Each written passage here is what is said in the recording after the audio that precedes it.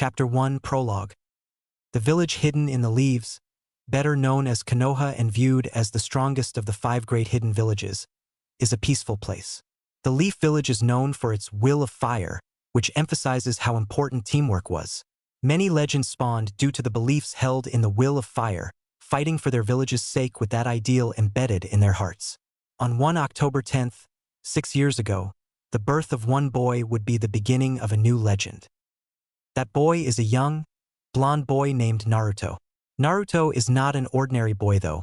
He is the Jinchuriki of the nine-tailed fox, who attacked Konoha on the day of Naruto's birth incidentally. The attack was devastating and came out of nowhere. Many shinobi perished that night facing the Kyuubi, along with many civilian casualties. The sudden attack crippled Konoha considerably, and Konoha's destruction was imminent had it not been for the Yondaime Hokage, defeating and later sealing the Kyuubi into a newborn Naruto at the cost of his life. The Yondaime had wished that Naruto is seen as a hero, but unfortunately, that was for naught, as people viewed Naruto as the Kyuubi reincarnate. Although they did not openly hate or abuse young Naruto, his fate was worst being that his entire existence was seemingly ignored. Naruto became an orphan that night and as such had lived at the orphanage since birth. Just like with most orphans, being adopted by a family was all Naruto wanted since he could remember. Nothing was wrong with him as far as he knew. He was smart. The nice orphanage mother said he was handsome. Maybe his whisker mark like scars? No, she said those added to his appeal. So why, like every other day, was he not adopted? He could not even get one of the families to even consider him. The orphanage had a plentiful of people come in, yet Naruto still felt all alone. What did I do to get this treatment? Thought Naruto sadly. At that same instance, something strange was happening in Konoha. Nothing too major, it just seemed like the vegetation around Konoha seemed to pale a little in color. Center of Konoha. In a building directly in the heart of Konoha, there was a man seated behind a desk in an office looking into a crystal ball. He was none other than the Sandaime Hokage, Hiruzen Sarutobi. Hiruzen is an old man with gray hair and a wrinkled face to go along with his age. Despite that, he is still acknowledged as the strongest in Konoha and is still considered one of the strongest shinobi in the world today. Behind Hiruzen was another man with silver hair, dressed in all black with gray armor, and a dog-like porcelain mask. This was the Umbu captain code-named Inu. With one of his most trusted Anbu behind him, Hiruzen could not keep himself from sighing from what he was viewing. "Inu, do you think I've failed the Yondaime?" asked Hiruzen. "I could not say, although if I had to say something I'd state things could be made a little easier for the hero of Konoha," replied Inu. Maybe you're correct. I could make things easier for Naruto, starting with finding people who will at least acknowledge him. Maybe I'll go to the orphanage tomorrow and walk him around the village."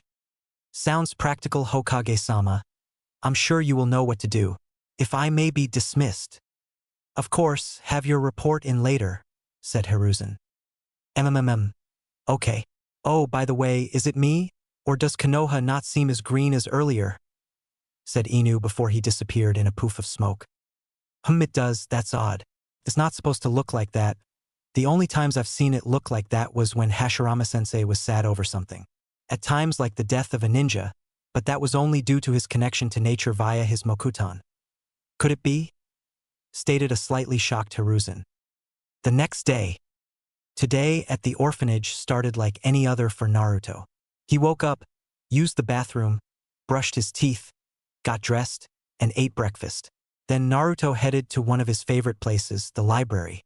Naruto enjoyed reading about the history of Konoha and anything about it, and he was reading peacefully until he heard his name being called. Naruto placed his book back and took off down the stairs to answer the call. "Yes, ma'am, you called me down." "Old man," stated a stunned Naruto, noticing the Sandaime in the doorway. "Ah yes, indeed I am Naruto-kun. Would you like to take a walk with me?"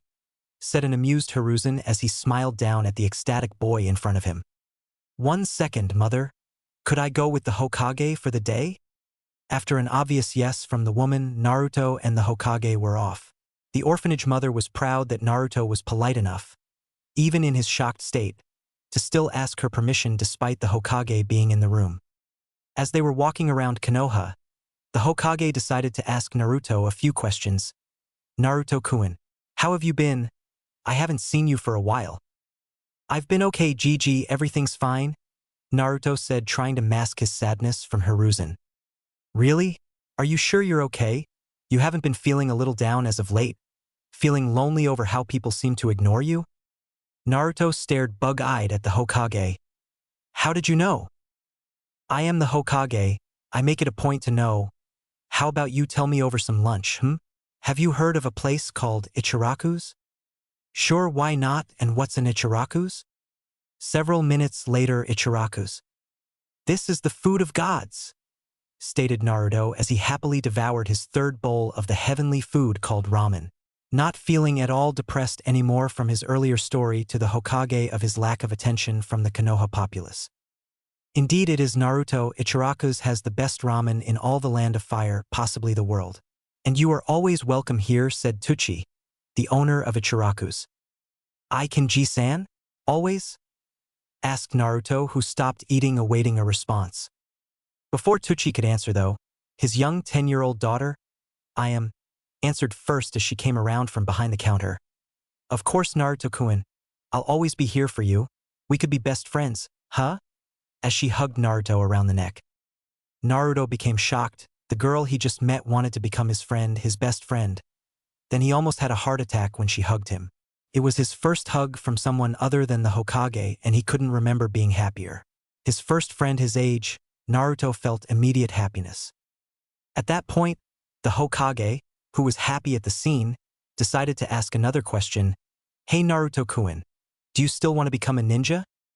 While ending his hug with I am, Naruto replied with, Of course, I want to get as strong as you so I could protect my friends and the village.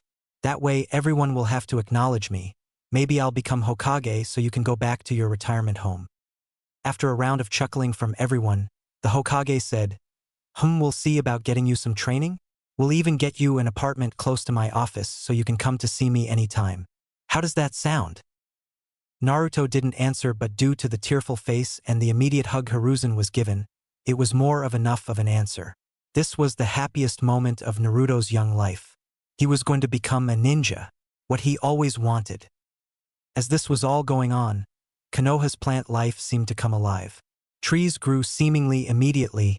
Flowers began blooming rapidly. Everything looked beautiful, and to the one dubbed the professor, he had a pretty good idea what was going on. I think I know the perfect sensei for you, Naruto-kun. It seems something amazing has come back to the leaf, thought Hiruzen with a smile. Several months later. It had been a few months since Naruto started his new life. That life of moving to his apartment, meeting his sensei, and beginning his journey to become the best shinobi he could be. In those 6 months, Naruto did meet a few other kids his age that Naruto got along with better than expected. Those kids were a lot of clan children since the shinobi families weren't telling their children to actively avoid him. They were Shikamaru Nara, Choji Akimichi, Kiba Inuzuka, and a quiet boy named Shino Aburame. Naruto got along with those for the most, but he did get the chance to meet Ino Yamanaka and Sakura Haruno, though it was sparse due to Sakura's mom taking Sakura away most of the time when Naruto came along and Ino leaving with her friend. Despite that, he did thoroughly enjoy his time with each of them and became quick friends. Happiness filled Naruto. He wasn't the most popular guy in Konoha, but he at least had friends that cared about him and enjoyed spending time with him. And nearly every weekend since Naruto's new life started, Naruto met with his sensei after the academy every day at a simple training ground. He only knew him because of his tiger mask and his short, spiky brown hair. The Umbu was a pretty cool guy in Naruto's opinion. He was a calm, collected person. He wasn't a strict teacher, but he did instill a sense of perfection into Naruto's training. He mainly had him doing chakra control exercises like the leaf balancing exercise, tree walking, and water walking to get his control up. Seeing how he couldn't do anything too strenuous due to not wanting to stunt the growth of a 6-year-old kid. He did notice that somehow, despite Naruto being a Jinchuriki, his chakra control was amazing. It was shocking because usually people with higher reserves didn't have good control of it. Naruto was quite the anomaly. But one thing he did find the most shocking was when he tested Naruto's affinity. The results shocked him. Tora handed Naruto a sheet of special chakra paper and told him how it worked. That when he channeled his chakra into it, it would either burn to ashes, Katan affinity, become soaked, Suiton affinity, crumble into dirt, Doton affinity, crinkle up, Raiton affinity, or split in half, Futon affinity. When Naruto did as instructed, the paper did something unprecedented. The paper split down the middle, creating two halves, then one side crumbled into dirt while the other side grew damp and became soggy. Whoa, Tora-sensei, does that mean I have 3 affinities? Stated and excited Naruto. As shocked as he was, Tora didn't allude Naruto to that fact. He was an Umbu, he could handle shocks like this, but it was still impressive and you could tell from his tone when he said, Yes, Naruto, that is extremely rare and very impressive. It's so impressive I think I'll teach you 2 jutsu for 2 of your affinities since they are both identical to mine. But you first have to carry out elemental manipulation for both, and we may even find some elemental manipulation on wind too. But for now, let's start with Doton. Tora handed him a leaf and told him to channel chakra into it and attempt to turn it into dirt. Alright, Tora-sensei, I can't wait for it. I'm gonna steal that hat from the old man in no time, Naruto said as he began to channel his chakra. He did notice someone walking toward an abandoned-looking clan district. Hey, isn't that the Uchiha? Yes, it is. Sad what happened a couple of months ago with the massacre. Maybe it's best to stay away from him for a little while to let him cope with his loss. I couldn't imagine what he's going through, said Tora. Maybe you're right, Sensei. Hopefully he doesn't get too sad about it. But honestly, how could I know? That pain is unbearable, I bet. Naruto said as he watched him walk down the path, forgetting about what he was doing. Hopefully, but aren't you supposed to turn that leaf into dirt? Questioned Tori as Naruto's eyes widened. Sensei, Naruto said as he began to concentrate once again.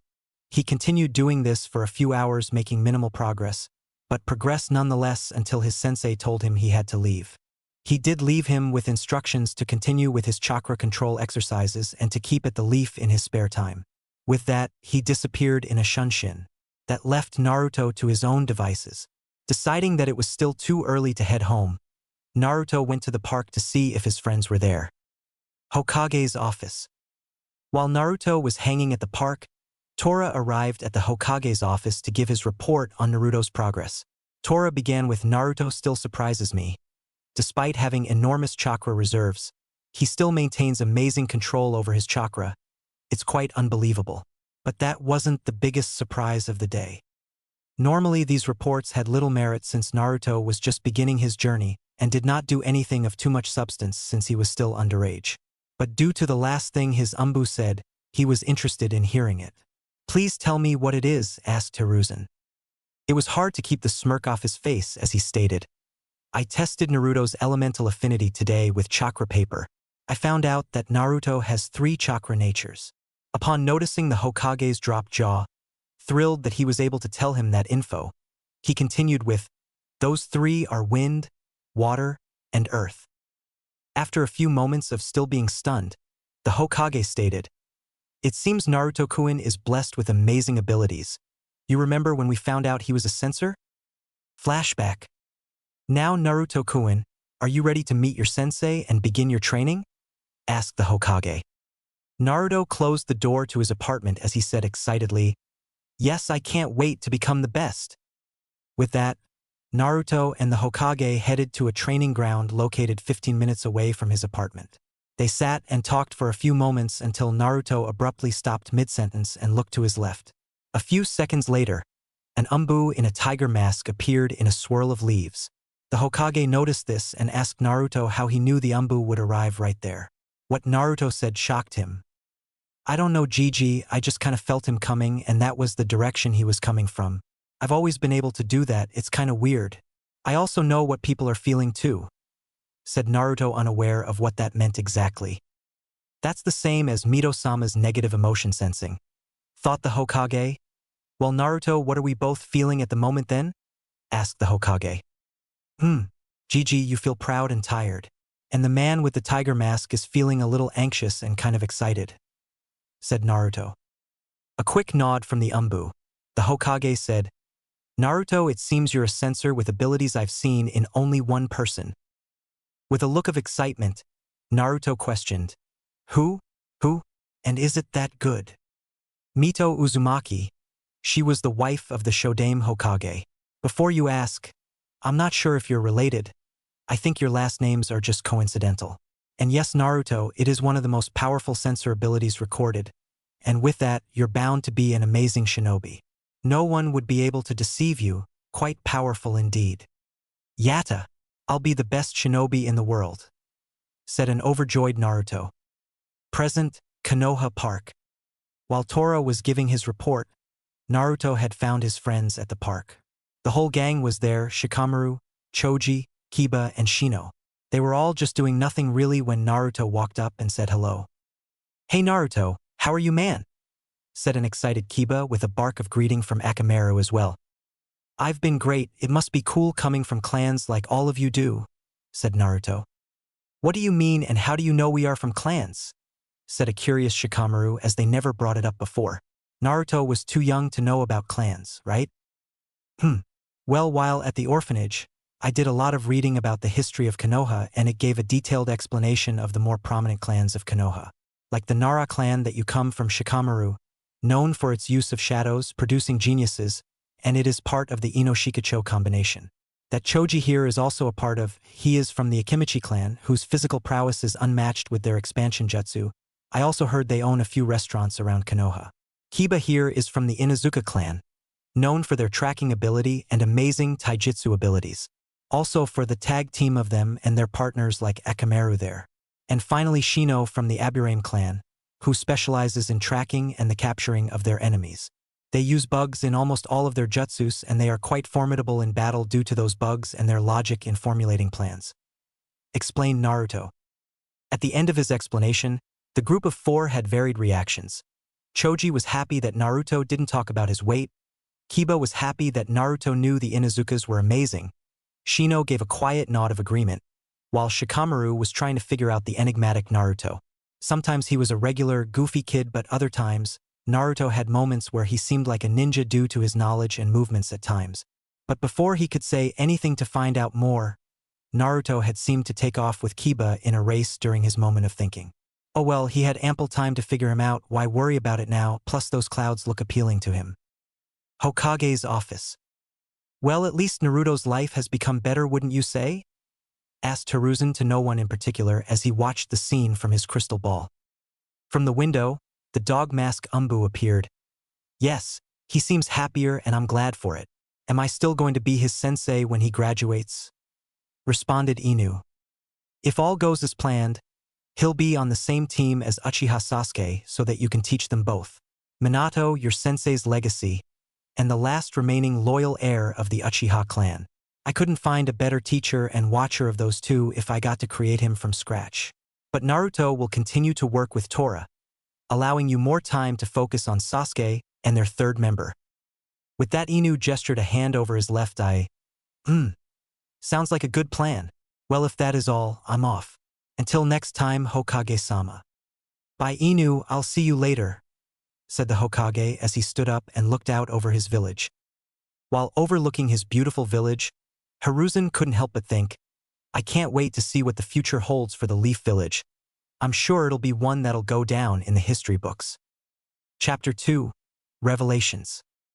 Time skip, 4 years later, Naruto age 10, nearing 11. A young, blonde-haired boy could be seen walking through the streets of Konoha. This young man was of good height for his age, 4 feet 8 inches tall. He was wearing a sleeveless orange hoodie with a blue t-shirt underneath and matching blue shorts. He also wore a blue wristband on each wrist and had on blue shinobi sandals to complete his outfit. On his face were 6 whisker marks, 3 on each cheek, that adorned his tanned skin. He had blonde hair that rivaled his hero, the Yondaime Hokage's, complete with the 2 bangs framing his face. All in all, he looked like a carbon copy of the Yondaime, except he had violet eyes that he unknowingly got from his mother. It had been 4 years since Naruto began his journey to becoming the best ninja he could be. His training was going great. Due to his sensei's training methods, Naruto had progressed well for his age. How could Naruto not be? He has had a personal Umbu teacher since the age of 6.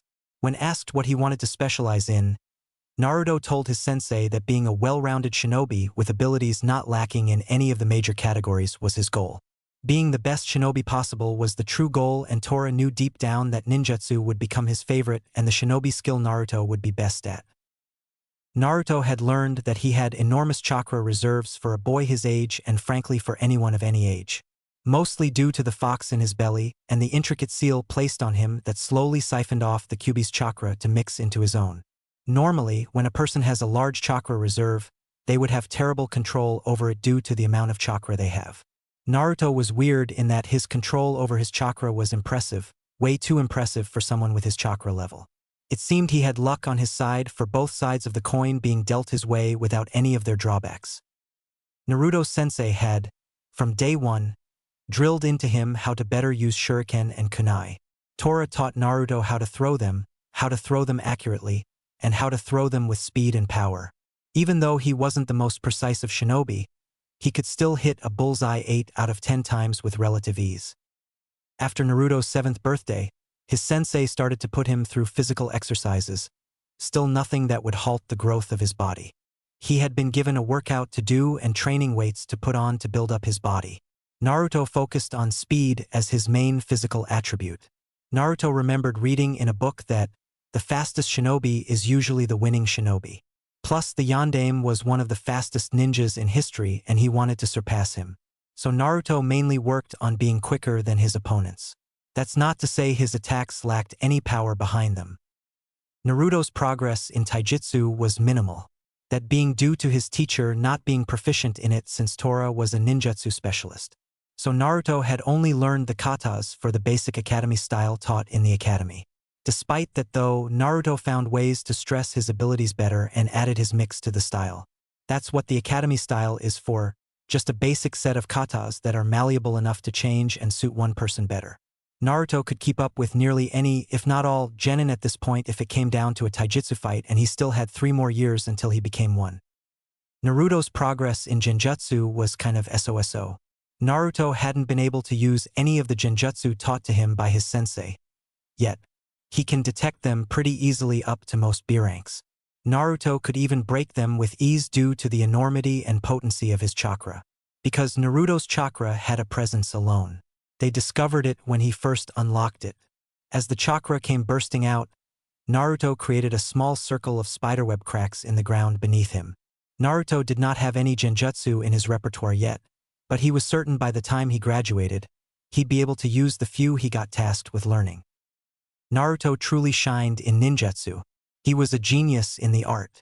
And with his 3 chakra natures, it was easy for him to use most elemental ninjutsu. Naruto first learned how to do the basic Academy 3, even the Bunshin no Jutsu, clone technique. Though it did take a few chakra control lessons to get it down to the required 3. Naruto had gotten so good at the Korimi no Jutsu, body replacement technique, that he didn't need to use hand seals anymore. Tora even taught Naruto the Shunshin no Jutsu, body flicker technique, and it was by far his favorite. Naruto was even trying to find a way to make it battle available by improving the speed of it. He hadn't gotten it there yet, but he would keep trying. Naruto also learned the first chakra nature manipulations for all 3 of his chakra natures, turning the leaf into dirt, soaking it, and finally splitting it in half. Naruto hadn't accomplished the next step for either one as they were much more difficult and would take more time to do. His first elemental jutsu learned was the ever-versatile and defensive Doton. Doryuhiki, Earth Style, Mud Wall. It was a technique that allowed the user to create a wall of mud to use as a defense, either spitting the mud out of his mouth or using pre-existing earth. Naruto also learned another versatile earth jutsu called Doton. Murugikure no Jutsu, Earth Style. Hiding like a mole technique, which allowed him to travel underground to avoid attacks. Naruto could even attack whilst underground as well. Earth was easily his favorite element so far and his go-to element. For Suiton, Naruto also learned 2 jutsus, both offensive. The first being Suiton, Haronyu, Water Style, Tearing Torrent, which allows the user to create water that spirals in the user's hand. The water then fires at a high speed towards the enemy. The other jutsu Naruto had learned was the basic Suiton, Suidan no Jutsu, Water Style, Water Bullet Jutsu. It's a basic water technique where the user spews forth water from his mouth in the form of a bullet-like fashion. It's comparable to the Katon, Enden, Fire Style, Flame Bullet, Naruto hadn't learned any wind-style jutsu yet, electing to just use it to add a deadly edge to his weapons. Adding wind chakra flow, Naruto's weapons gained an increase in their cutting power. His kunai and shuriken became all the deadlier, although, since he hadn't mastered the elemental manipulation for wind fully, they weren't as deadly as they could be. It was still better than not having anything. Naruto was happy with his progress in ninjutsu. He may not have over 1,000 jutsu like Konoha's copy ninja, but he did master the ones he had. So much so that with his chakra control and the continual practice of his ninjutsu, he had shortened the hand seals down to 1 for his shunshin, one-handed ram seal, mud wall, and water bullet, to none for his others. This increased his speed in battle as he didn't have to waste movement on all those hand seals like others may have to. At one point, about 2 years ago, Naruto received the shock of his young life. Flashback. 2 years ago, Naruto age 8. Naruto was on the training ground he'd been using since he was 6 and was nearing the end of his training for the day. He was finishing up with his Suiton jutsus. Naruto was training on top of the water while practicing so he could also further his chakra control. He was training topless on the water as to not get all of his clothes wet. A little while later, Naruto began to run low on chakra from staying longer than normal. Normally, Naruto would notice when he was running low and stop as to not get chakra exhaustion. But he was too into trying to master his jutsu that he didn't notice. So when Naruto went to draw more chakra, what he got terrified him. Instead of his normal, calm chakra, it seemed Naruto pulled from another chakra source. A source that contained powerful vile chakra that was extremely too much to handle for the Blonde Academy student. Naruto immediately stopped feeling the chakra and decided to end his training. As he looked down, he noticed black markings on his stomach that slowly began to fade away. Was that a seal? Why was there a seal on him? Did it hold his second chakra? Why does he have a second chakra anyway? Questions like that began to flutter through Naruto's mind, and he was going to figure out the answers. After a month of researching, Naruto headed towards the Hokage Tower to speak with the Hokage, someone who could truly answer his questions. Since reading about some stuff, Naruto decided to test his theory to the one man who should know the most about it. Hey Gigi, thanks for seeing me. I have a few questions that I think only you can answer, said Naruto as he entered the Hokage's office after being let in by the secretary. Ah yes, it is great to see you, my dear boy. What can I do for you, Naruto-kun? Asked the Hokage with a smile after hugging Naruto. With the greeting out of the way, Naruto took a deep breath, held a serious face, and said, Am I the Jinchuriki of the Kyuubi? The smile on Hiruzen's aged face dropped immediately at the words, Jinchuriki and Kyuubi. The Hokage immediately put on a serious face and questioned Naruto about how he came of knowledge about something like this. Naruto replied, It's the only explanation I could come up with after doing some research. It all makes sense from my whisker marks to the fact that many people in Konoha ignore me and tell others to stay away from the fox brat. Not to mention the seal that appeared on my stomach when I was training with my shirt off. It appeared only after I had accidentally channeled some of its chakra. That's why I began researching how a person could contain 2 chakras, and the word that showed up was Jinchuriki, a title for those who house a tailed beast, and the only tailed beast that has been around Konoha since I was born is the 9-tailed fox. It was the only logical explanation, and even now, based on your reaction, I'm assuming I am correct, said Naruto sadly as he realized that he was the Kyuubi, the same Kyuubi that attacked Konoha 8 years ago, and the people of Konoha's treatment was justified. Hiruzen was heartbroken that Naruto had come to find out his status as Konoha's Jinchuriki without anyone telling him. He hadn't wanted to tell him until he was at least a Chunin, but it seemed that was too much to hope for. Now Naruto-kun, yes, you do house the Kyuubi, but do not mistake that as being the fox itself. You are Naruto, not the Kyuubi. It's no different from a sealing scroll and a kunai. Just because you seal a kunai into a scroll, that doesn't make the scroll a kunai. It's just a scroll with a kunai in it. The same as you, although it's a very deadly kunai with 9 tails. Do you understand? Naruto, who had become saddened, cheered up slightly upon hearing that. Though he still had a few more questions. Yeah, I got it. But why was I chosen as the one that housed the Kyuubi? Because you were the only one the Yondaime could trust the village's safety to.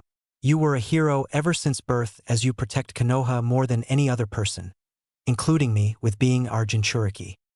Who were my parents? Did they just hand me over to the yondaime for that purpose and leave me alone to handle this by myself? Can you tell me about them yet? Questioned Naruto with a teary and hopeful face. Naruto-kun, do not think like that. I know personally that your parents were great ninjas and even better people. Whether they handed you over to the yondaime to become the Jinchuriki of the Kyuubi, I cannot say, as it's an S-rank secret, just like the knowledge of your parents.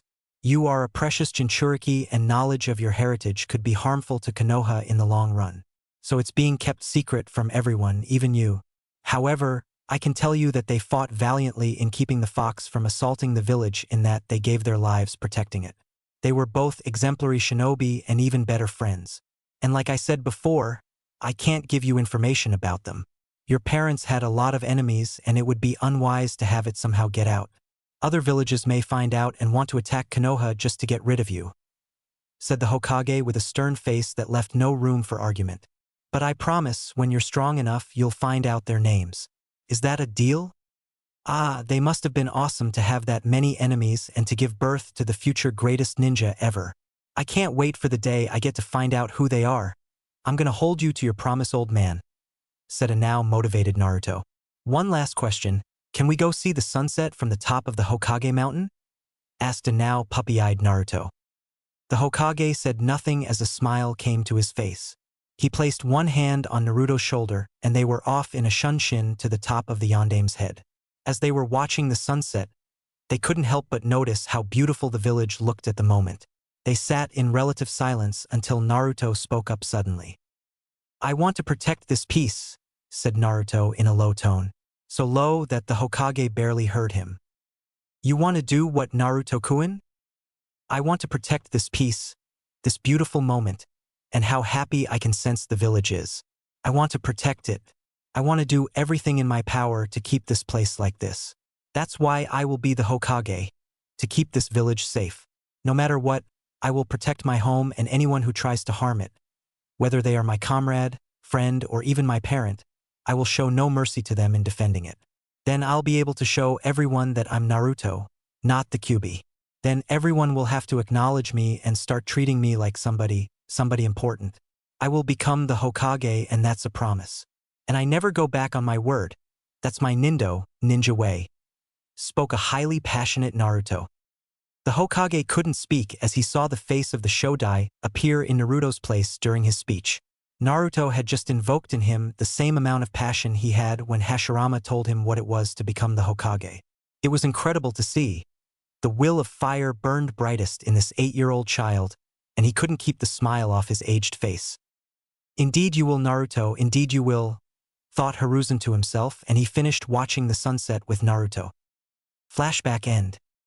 Ever since that day, Naruto's training seemed to amplify due to the effort he put into becoming better. He took things more seriously and trained harder every day. Despite that, he still made time for his friends, mainly through the academy, since they all entered at the age of 6. In the academy, though, Naruto decided that he didn't need to show all of his abilities. Thus, he established himself as one of the middle students in his class. He didn't feel it necessary to become the Rookie of the Year or anything for that matter, as it meant nothing to him. Plus, he had read that information was one of the most powerful tools a shinobi could use, so he hid his power to not show too much. Naruto knew that he was by far the strongest of his age group, even if no one else did. He was far more advanced than his classmates, even Sasuke. But Naruto knew that if Sasuke ever awoke his Sharingan, he could catch up to Naruto quickly. But what Naruto didn't know was that he had his trump card revealed that afternoon. After finishing his day at the academy, Naruto made his way to the training ground he had frequented since 6. Upon noticing that he was early, Naruto decided he'd get started anyway. After placing on his training weights, he began to go through a few physical exercises before his sensei arrived. After about an hour of just training, Naruto sensed his sensei approaching. He immediately stopped what he was doing to see what was on the agenda for the week. "Hello, Naruto. How are you today?" said Tora upon arriving. After Naruto greeted back in kind, he continued with, "Now, Naruto, your training has come out fantastic, and as your sensei, I couldn't be prouder. With that being said, I have a new jutsu for you to learn, and I think you'll be able to use it." Naruto began to immediately get excited at the prospect of learning a new jutsu. He would have another jutsu to add to his arsenal and it would further increase his battle capabilities. Are you ready? Good, here we go. This jutsu is an advanced version of the Bunshin no Jutsu, clone technique, where you'll be making a clone of yourself. Although unlike the standard clone, this will be a physical clone. With that in mind, the hand seals for the jutsu are tiger, dog, snake. Now you'll have to channel a bit of chakra into it as it does have a higher cost. Go ahead, try it until you get it, said Tora as he held an anxious air about him awaiting the results. Naruto remembered the hand seals easily and did them slowly one at a time. When he finished, he channeled a lot of chakra into the jutsu while thinking of making a clone of himself. When nothing occurred, Naruto looked confused for a moment and thought he did it wrong until his sensei told him to try again as it was difficult to do. With a few pointers here and there from his sensei and an hour of steady attempts of the jutsu, Naruto finally got a result. An exhausted Naruto, for the 100th time in the past hour, flew through the hand seals for the jutsu and channeled a bit of chakra into it. Unlike other times, Naruto felt a pull at the back of his neck, but it went away as soon as it came. Thinking he should tell his sensei, Naruto looked up to his sensei, but his sensei was pointing behind him. Turning around, Naruto looked to see what his sensei was pointing at. He gasped at the sight of another him that had turned around at the same moment and gasped as well. It was him, and they seemed to mask each other perfectly, as if he was staring at a mirror. "It's me!" shouted both Narutos at the same time. "You look awesome. This is so cool," said both Narutos at the same time. They both then proceeded to get to know one another and found out they liked the same things ironically.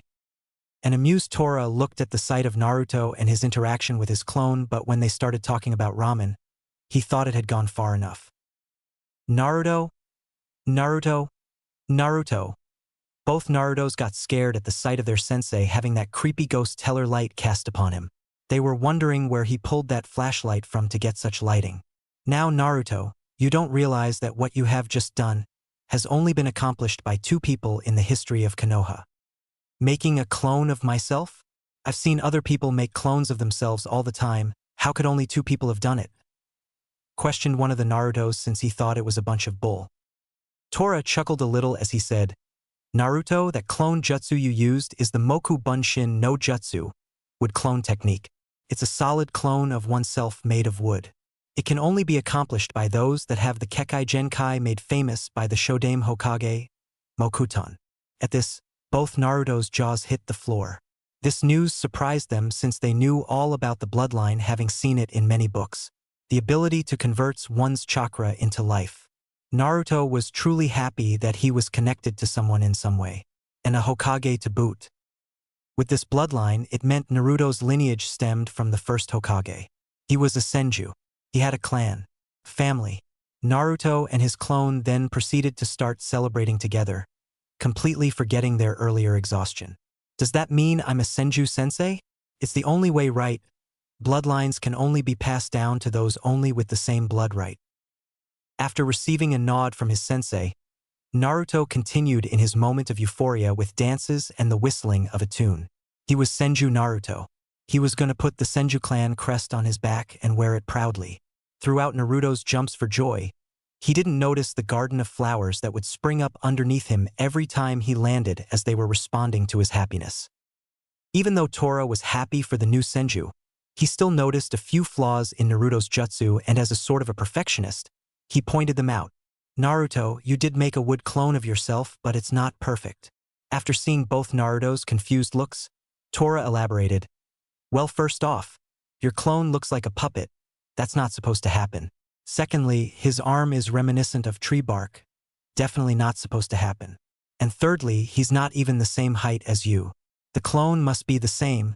He should look like a perfect copy of you down to every detail.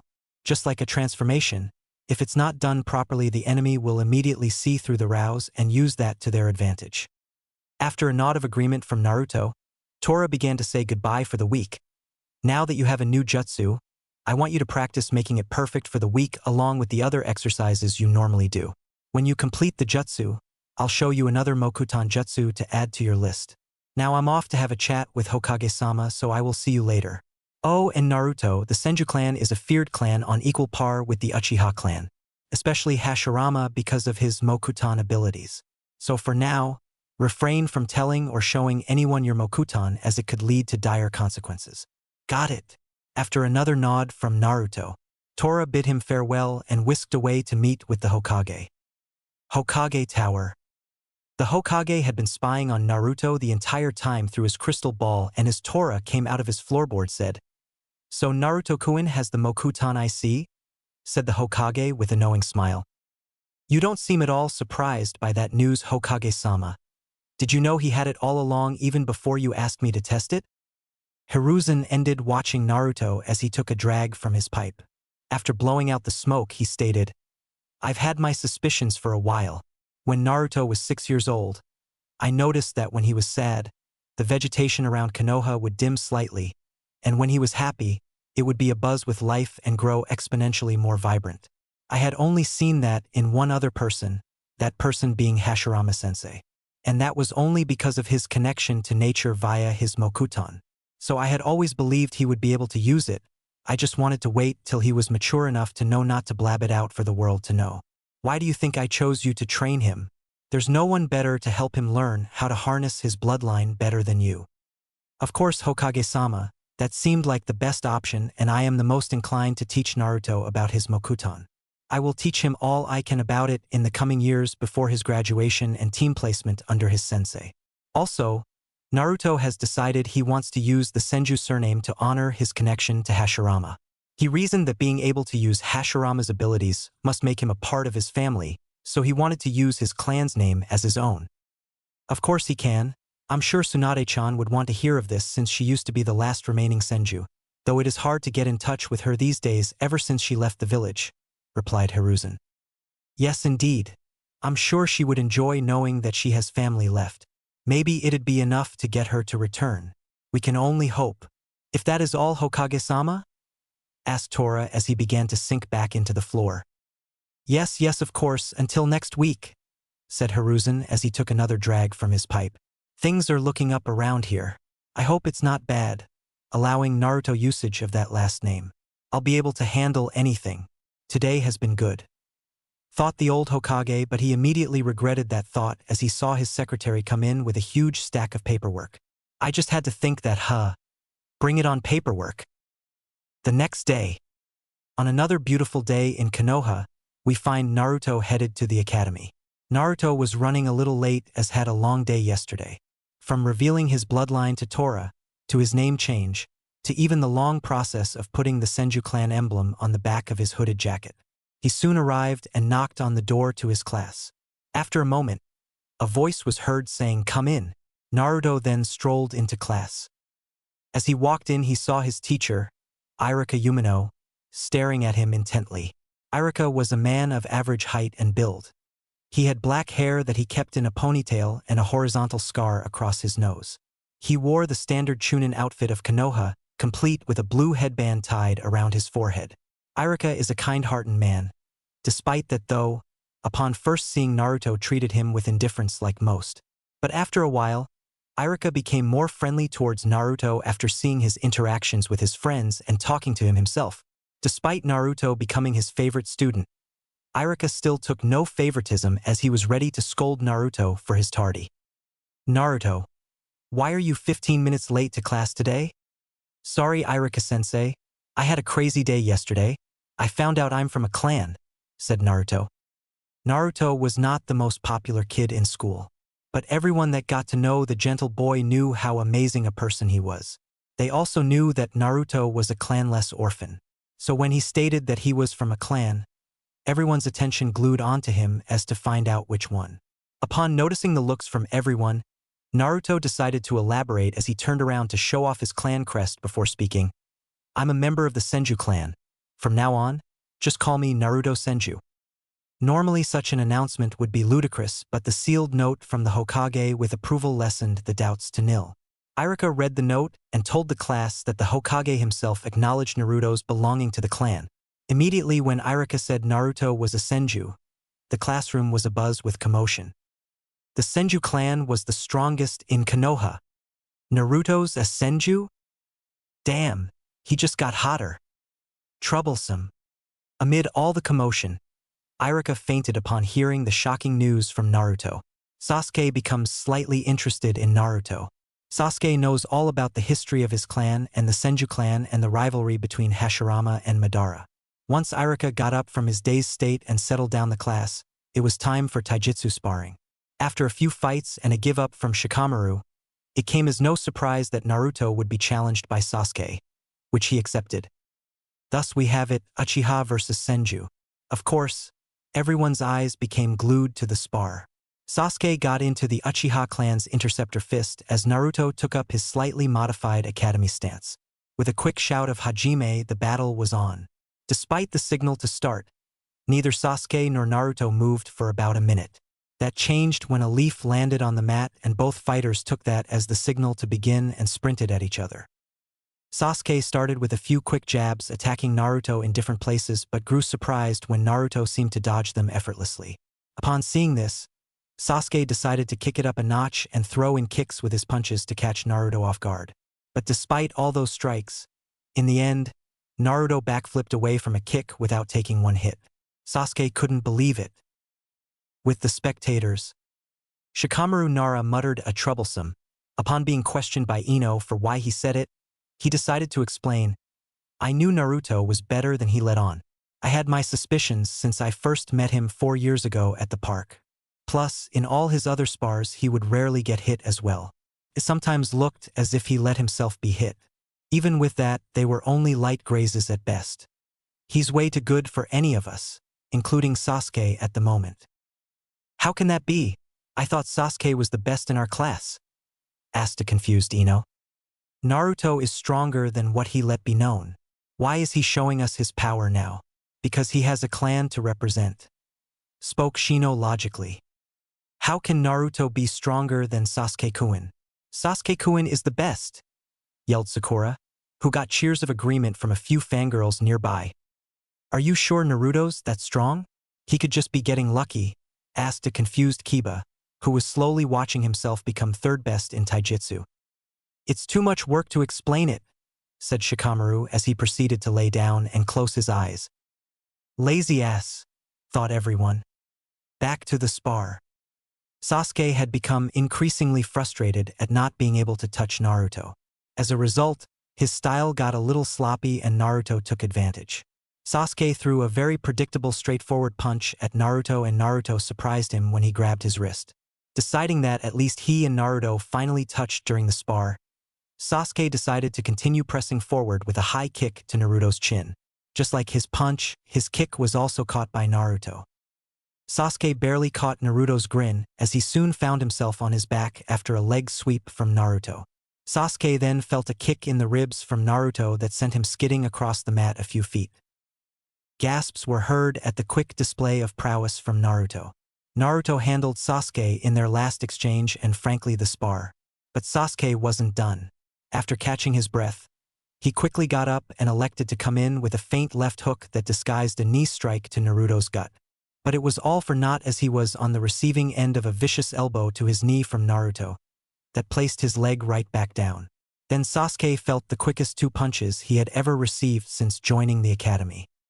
From the pain in his knee to the momentary daze from the punches, Sasuke was left wide open for Naruto. Seeing Sasuke's stunned state, Naruto decided to end the spar with a follow-up uppercut to the stomach that doubled over Sasuke and finally with a quick elbow strike to the back of the neck to send Sasuke off into unconsciousness.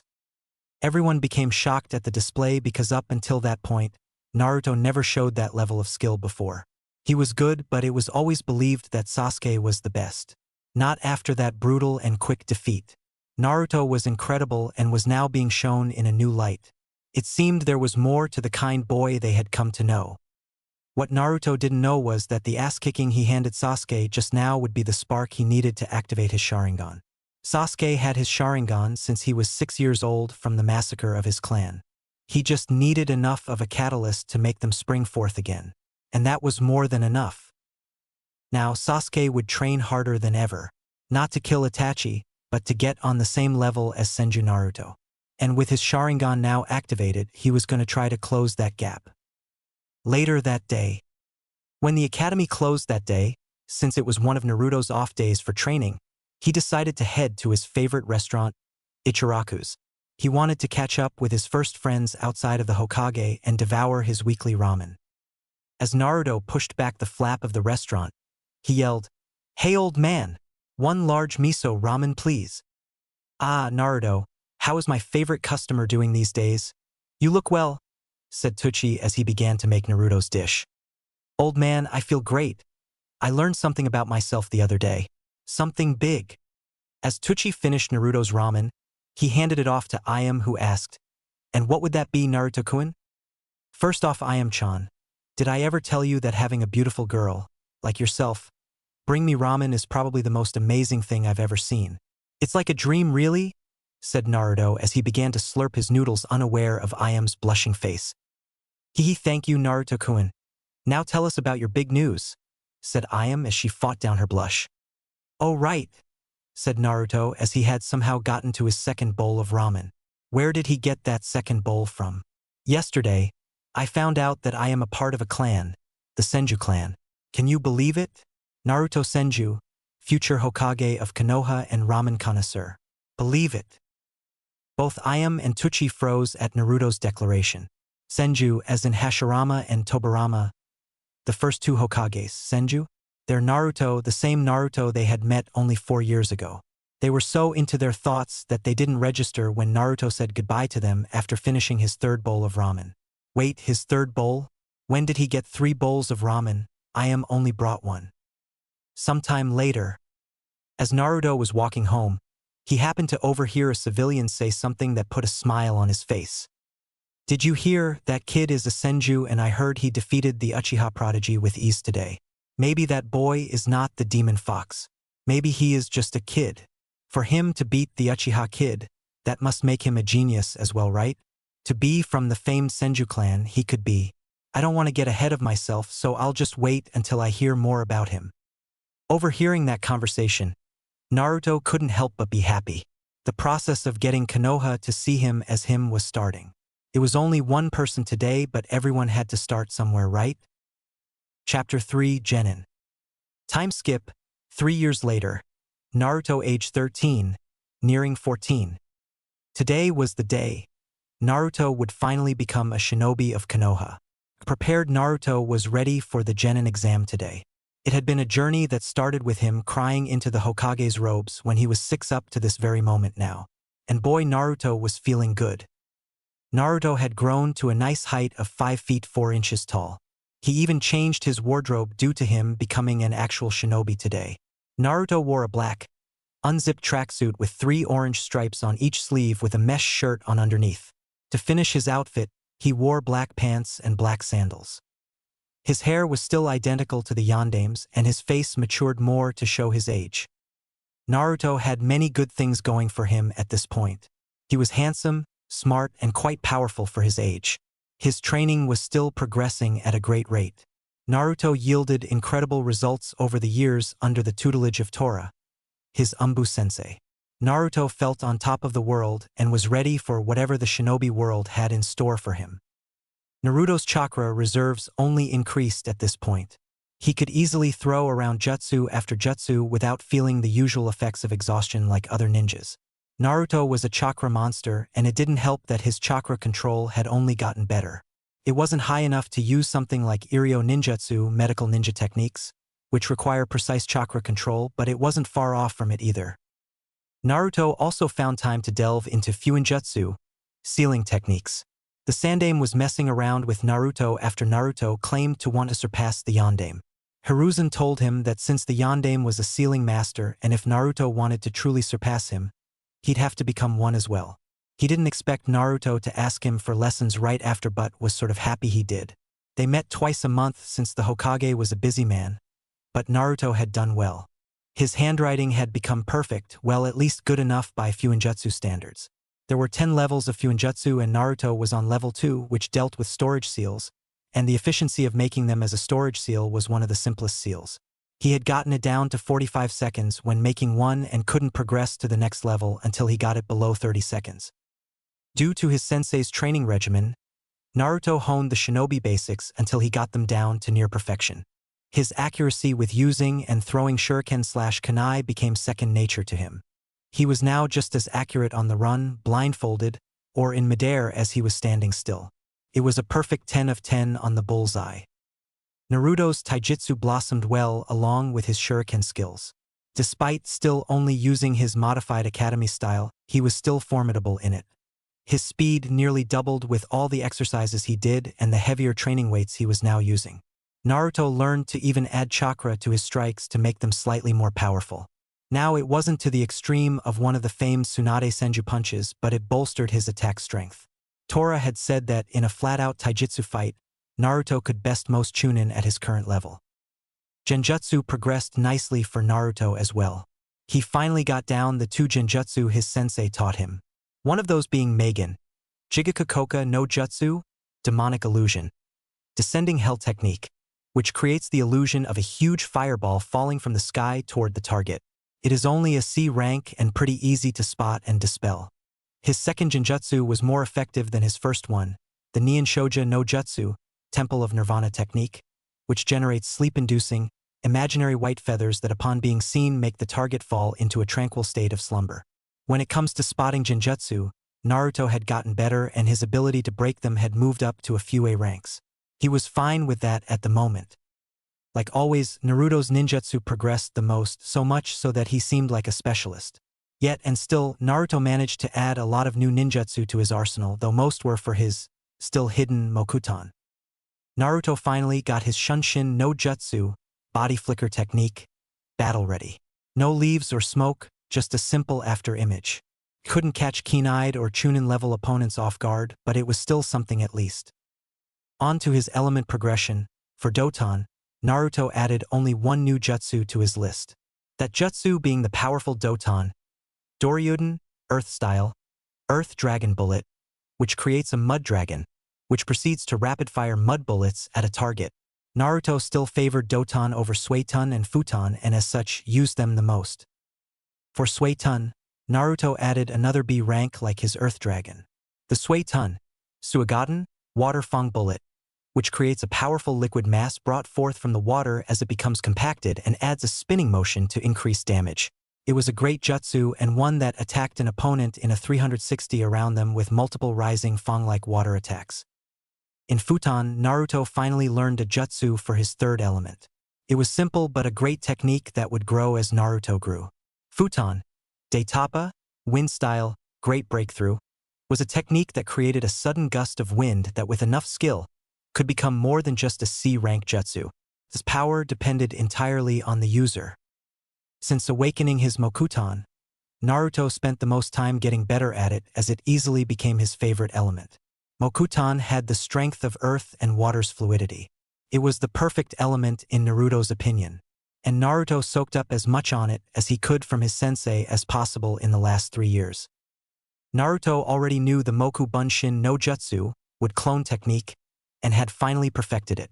After the clone technique, Naruto learned the ever-versatile Mokutan, Daijin no Jutsu, with style, Great Forest technique, which changes one's arms into branches. It could be used to either capture an enemy, or there could be sharp stakes added to the end of the branches to add a deadly edge. Another jutsu Naruto had mastered was Mokutan, Mokujihiki, with style, with locking wall, which creates a powerful, domed wall made of interlocking wooden pillars. And finally, Tora taught Naruto his favorite jutsu thus far, Mokutan, Jukai Koten, with style, nativity of a sea of trees, that creates a forest in mere moments. And he was only getting better. Naruto also learned his sensei's name, Tenzo. Naruto also figured out Tenzo could use Mokutan as well. Upon asking if he and Tenzo had any relation to one another, Naruto learned that Tenzo was a product of an experiment done by Orochimaru that gave him the ability. Despite his ability to use Mokutan, since it is injected into him, he couldn't use it on the same scale as Hashirama. Naruto didn't have that problem. His Mokutan was genetically passed down, and it showed when his Mokutan was noticeably stronger than his sensei's despite just learning it. Naruto had room to grow and his power could match Hashirama's in Mokutan, given enough time. After Naruto's 12th birthday, Tenzo decided it was time for the meeting to take place between Jinchuriki and Biju. Flashback. Almost 2 years ago, Naruto age 12. "You want me to meet the Kyuubi?" asked an anxious Naruto. He was not scared or anything, more like excited to finally meet his bijou. Tenzo smiled at Naruto's eagerness and said, "Yes, Naruto, I think it's time you set up a relationship with the Kyuubi. There's no point in having all that ability and not using it." Naruto was ready. There was silence for a moment. "How do I meet the Kyuubi?" asked a sheepish-looking Naruto. Tenzo couldn't keep from chuckling at Naruto's expense. It's been said that when a Jinchuriki mediates, they can consciously enter their mindscape to interact with their bijou, so that's what you're going to do. Have at it. So Naruto did as instructed and sat in the lotus position and clasped his hands together in a ram seal. After about 10 minutes of steady breathing, Naruto felt a tug in his mind. When he opened his eyes, Naruto noticed he was in a tunnel. Looking behind him, he saw a wall, so Naruto went down the only path, which was forward. After what seemed like an hour, which wasn't a whole second in the real world, Naruto met a cage. A huge cage. After not noticing another presence or any movement behind it, Naruto began to wonder if he went the correct way. "Hello?" After no response, Naruto thought he did something wrong and was about to leave until an eye opened. A giant, red, slitted eye. Then another opened. And finally, the shadows covering a massive fox with 9 tails lifted. "So this is my Jinchuriki. Finally, come to meet me, I see," said Kyuubi after staring at Naruto. "Yes, I am. My name is Senju Naruto and I am happy to finally meet you," said Naruto with a smile. Normally I'd tear you to shreds just because, but your chakra is very calming and it's soothing. Not to mention this cage and seal keeping me from doing so. So in the meantime, I'll humor you," replied the Kyuubi as it placed its head on its crossed arms. Naruto didn't show outwardly a reaction to the prospect of being torn to shreds, but he did gulp on the inside. "Well, I just wanted to get to know you better. You've been in here for 12 years and I still know nothing about you besides what legends say," said Naruto as he continued with, "Well, when I was researching the bijou, I found out there are 8 other like you in the world, and one thing I noticed was that the Ichibi has a name, Shikaku. So it made me wonder, do all of you have names? If so, what's yours?" The Kyuubi became shocked. It had been able to hear what the boy's sensei had said this visit would be for and thought his Jinchuriki would just come in here demanding power. So when the Kyuubi heard Naruto's question, you could hear the surprise in its voice. "You, a kid, are the first human to ask if I have a name for as long as I have existed in this world. For that I thank you," said the Kyuubi as he became more interested in his container. "Kurama. My name is Kurama." Naruto couldn't keep the smile off his face. This had started better than expected. "Well, Kurama, if I may, why did you attack Konoha?" said Naruto as he held a stern face. He had always wanted to know, since it never added up to him, that the Kyuubi would just attack out of nowhere. "To be honest, a man with a Sharingan manipulated me. Just because I'm near omnipotent, I don't go around destroying places just because I can. So while hypnotized by this masked man, he set me upon your village until your yonde managed to seal me into you. Well, it's good to know that you didn't attack Konoha of your own volition, or that you're not a homicidal bijou hellbent on destruction. Can you explain why this place looks like this? I thought it'd be more complex like the seal on me," said Naruto as he thought it looked like a sewer.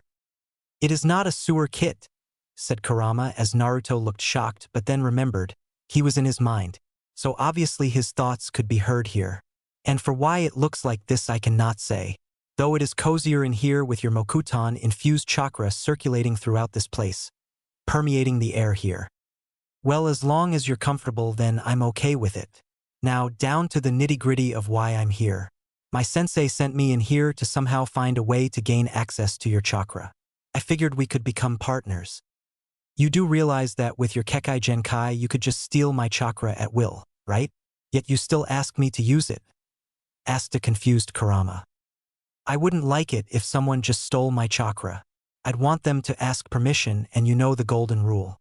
Do unto others as you would have others do unto you. So I decided to ask you if you'd lend it to me." What a surprising kid. From what I've seen of his life and his thoughts, I can tell he's different from the rest. Maybe I'll give this kid a chance. But mainly because it would be foolish for a Jinchuriki to not have access to his bijou's chakra, thought Kurama before he said, "Sure, kid. But first, there are risks when using my chakra. My chakra is extremely powerful, too powerful for you to wield a lot of it at your current level. At most you may only be able to use a tail of it while still being able to control it without harming the wrong people. It wouldn't matter even if you could use more. The seal is so tight that only a tail of my chakra is accessible to you at this moment. You'd have to find a way to loosen it somehow. Even then, you'll have to earn my trust to gain further access to my chakra. Well, can't I just rip that seal tag off? Said Naruto. It's not that simple. This piece of paper means nothing unless you loosen the seal itself. Plus, I wasn't going to give you more than one tail in the first place, so don't worry about it for now, said Kurama. Naruto agreed with what his bijou said and decided he would do all he could to earn Kurama's trust. I mean, if Kurama was there, why shouldn't they be friends? He was just glad that he had been given access to his bijou's power in the first place. After an exchange of goodbye, Naruto left his mindscape. When Naruto returned to the physical world, he noticed Tenzo still standing there looking at him expectantly. Catching the hint, Naruto channeled some of Kurama's chakra and entered his Jinchuriki state. Well, what do you think? Asked Naruto as he was now covered in a shroud of reddish-orange chakra. Tenzo became impressed. He didn't believe Naruto would be able to get access to his bijou's chakra, but, "Looks great, Naruto. I can feel the oppressive chakra bearing down on me. But is that as far as you can go? If not, go as far as possible and then tell me how you feel." Naruto nodded his head as he channeled a little more of Kurama's chakra and entered a one-tail state. Instead of just a flame-like shroud, Naruto's cloak morphed into a bubbly, red chakra that took on a fox's shape, complete with a tail of chakra swishing behind him. I feel incredible. I feel faster and a lot stronger. This chakra is full of energy. Life energy, it feels like. Naruto performed the snake hand seal and thought, Mokutan, Jukai Koten, with style. Nativity of a sea of trees. Instantly trees sprouted from the ground all around Naruto at a much quicker pace than before and were even taller as well. Seemed Kurama's chakra has its perks. My Mokutan is stronger when using this chakra. I love it, said Naruto as he moved around a little to test out how he felt using it. Seems we should spar so you begin getting used to using your bijou's chakra. This will help so you're not attacking your teammates, said Tenzo as he readied for Naruto's assault. Let's go wild. Flashback end. Good times, said Kurama in Naruto's head. Naruto and Kurama were now on good terms throughout nearly 2 years of knowing each other. It was a weird relationship. But then again, what wasn't weird about a 13-year-old human boy and a fox-shaped collection of energy that was given consciousness being friends? As Naruto was heading to the academy, a kind woman outside her shop greeted him. Hello, Senju-san. It is good to see you this morning. Today's the day of the Genin exam, correct? After a smile and nod from Naruto, she continued, Well, good luck and do your best. I'll be rooting for you, said the woman as she waved goodbye with a smile. Naruto smiled and waved back as he continued toward the academy. Things changed since he became a Senju. Though it did take a month, a few blood test results, and the verbal promise of authenticity from their longest-tenured Hokage for the Konoha populace to finally accept Naruto's stature as a Senju. Even still, he still wasn't the most popular person in Konoha. A name meant nothing, even the Senju clan name, because he was still perceived as the Kyuubi that attacked on his birth. But a few people, such as the woman just now, had begun to open up to him. So into his thoughts about his training, Kurama, and Konoha, Naruto didn't realize he was stepping into his classroom. Once he noticed it, he immediately headed toward the open seat next to Sasuke. Sasuke had opened up to Naruto after that beatdown he received that day 3 years ago. Sasuke had asked if he could train with Naruto and even thanked him for helping him awaken his Sharingan, even though it was accidental. After a few times of training with Naruto and getting to know him, Naruto and Sasuke had become good friends, best friends. Sasuke improved greatly while training with Naruto. The first thing Naruto taught Sasuke was how to tree and water walk. Naruto claimed that his ninjutsu increased immediately after doing those chakra control exercises. Sasuke knew Naruto was right when he performed a katan, Gukakyu no Jutsu, fire style, grand fireball technique, and saw how much bigger and hotter it became. When Sasuke had reawakened his Sharingan, he still only had one tomo in each eye, but after spars with Naruto and since Naruto didn't pull any punches against him, it evolved into its 2 tomo state. Sasuke had eventually started to hit Naruto in their spars. Though there was still a gap between their skill levels, Naruto was far stronger and Sasuke wasn't afraid to admit it. But they were rivals, Sasuke had to catch up. So as Naruto came to sit down, the two shared a fist bump as they talked about the coming exam. "This is the day we start our journey as Konoha ninja, as Sasuke?" said Naruto to his friend. "HN," came the perfect response to anything from the Uchiha. "You ready? You won't freeze up again from having flashbacks?" asked Naruto as Sasuke had told him about the massacre. He was the first person who Sasuke shared his view of the story with since it happened. "Yeah, I'm fine. I'll be good. Can't have you trying to outshine me here. I'm the rookie of the year. Can't let that stop me from becoming a Genin," said Sasuke with a confident smirk. "PSSSH. I could still kick your rookie of the year ass, you know?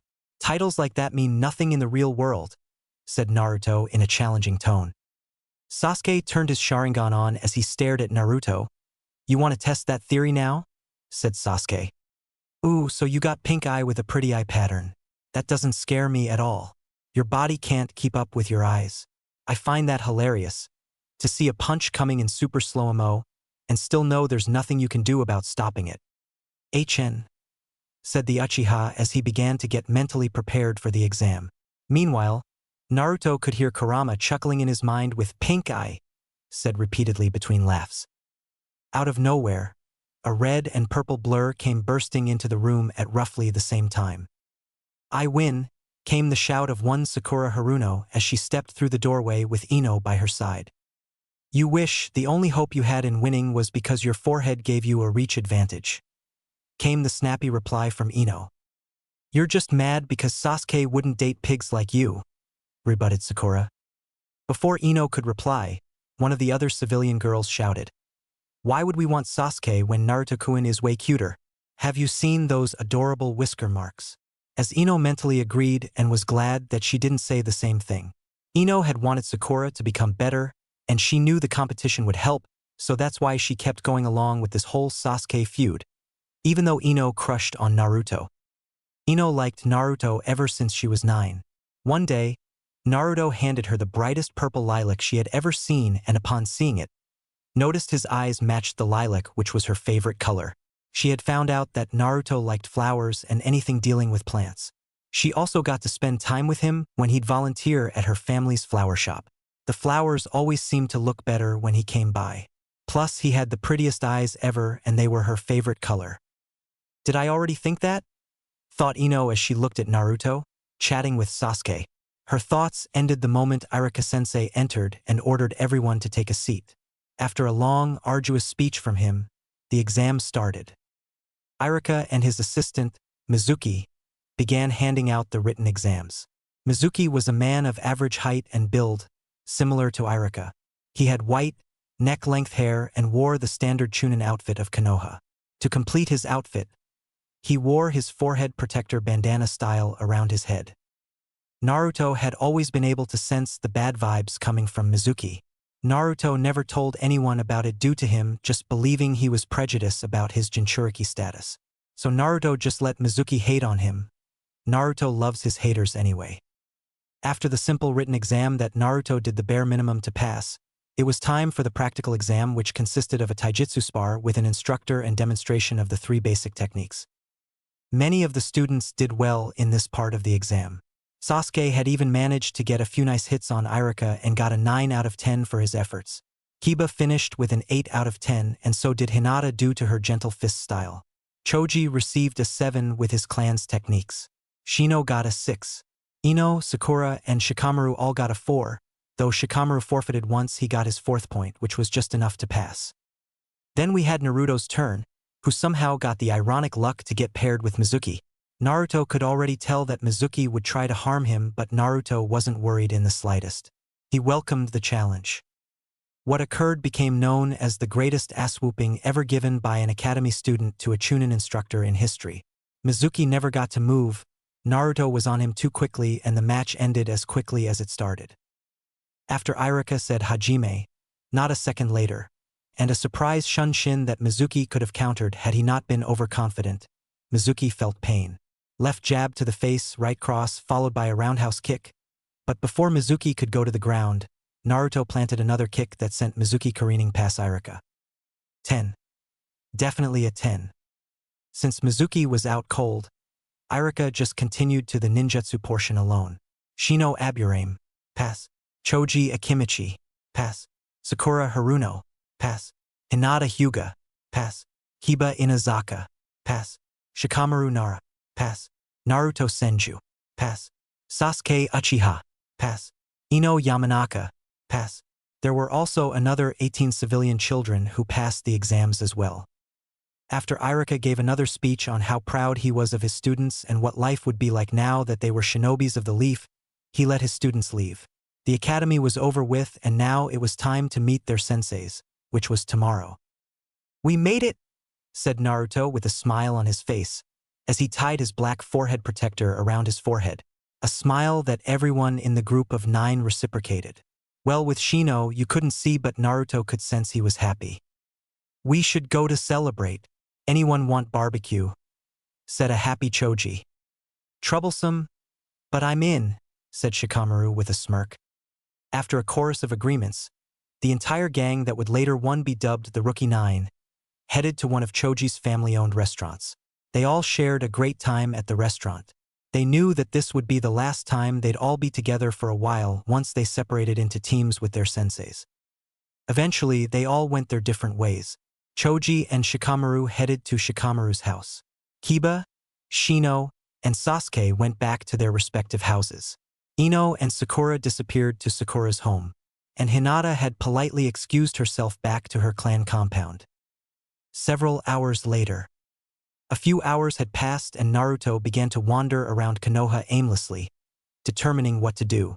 It seemed the sun was going down soon, so he'd be able to watch the sunset from Hokage Mountain. With a shunshin, Naruto sat atop of the Yandame's head. Naruto felt at peace. He felt good, and nothing would change that at all. After the sun went down, Naruto decided to head home to get some rest before tomorrow. On his way, a shinobi went flying past him and nearly crashed into him. Naruto was turning around to say sorry when he noticed the ninja had kept going. "Wait a minute, that's Mizuki-sensei. Wonder what he's in a rush for. Well, wait, is that a scroll on his back? It looks familiar. Where have I seen that scroll before?" asked Naruto in his head. Then it hit him, that was the Hokage's scroll of seals. A scroll that contained many dangerous techniques that are mostly kenjutsu, forbidden techniques. But why did Mizuki have it? Why would Mizuki head outside of the village with that scroll? A scroll that only the Hokage could touch? Oh, he's stealing it, and you're still sitting here trying to figure out what he's doing. "It's obvious," said an irritated Kurama. Naruto had the decency to look sheepish. He made sure no one was watching him as he created a Moku Bunshin, would clone, and gave it instructions to alert the Hokage. After taking care of that, Naruto immediately pursued Mizuki to stop him. Forest nearing edge of Konoha. Mizuki had never been happier in his lifetime. The forbidden scroll, he had finally gotten a hold of it. Now all Mizuki had to do was hand it to Orochimaru and he would get the power he sought. Mizuki started to get excited at how he was so close to his dreams. However, he halted when he saw the Kyuubi brat appear in front of him. "Mizuki," said Naruto with a serious face. "This night just got better," said Mizuki with a sadistic laugh. "The gods must love me to have you, of all people, show up here right before I leave. I can finally drop the act and kill you after all these years, fox boy. Didn't I just thrash him earlier today? Is he crazy?" thought Naruto with a deadpan. "It would seem so," said Kurama with a chuckle. "Don't give me that look, demon. You know why the people of this village hate you?" said Mizuki with an evil glare. "It doesn't matter," said Naruto, whose face hadn't changed since first arriving. "It's because you're the Kyuubi. You're that piece of shit fox who assaulted Konoha years ago.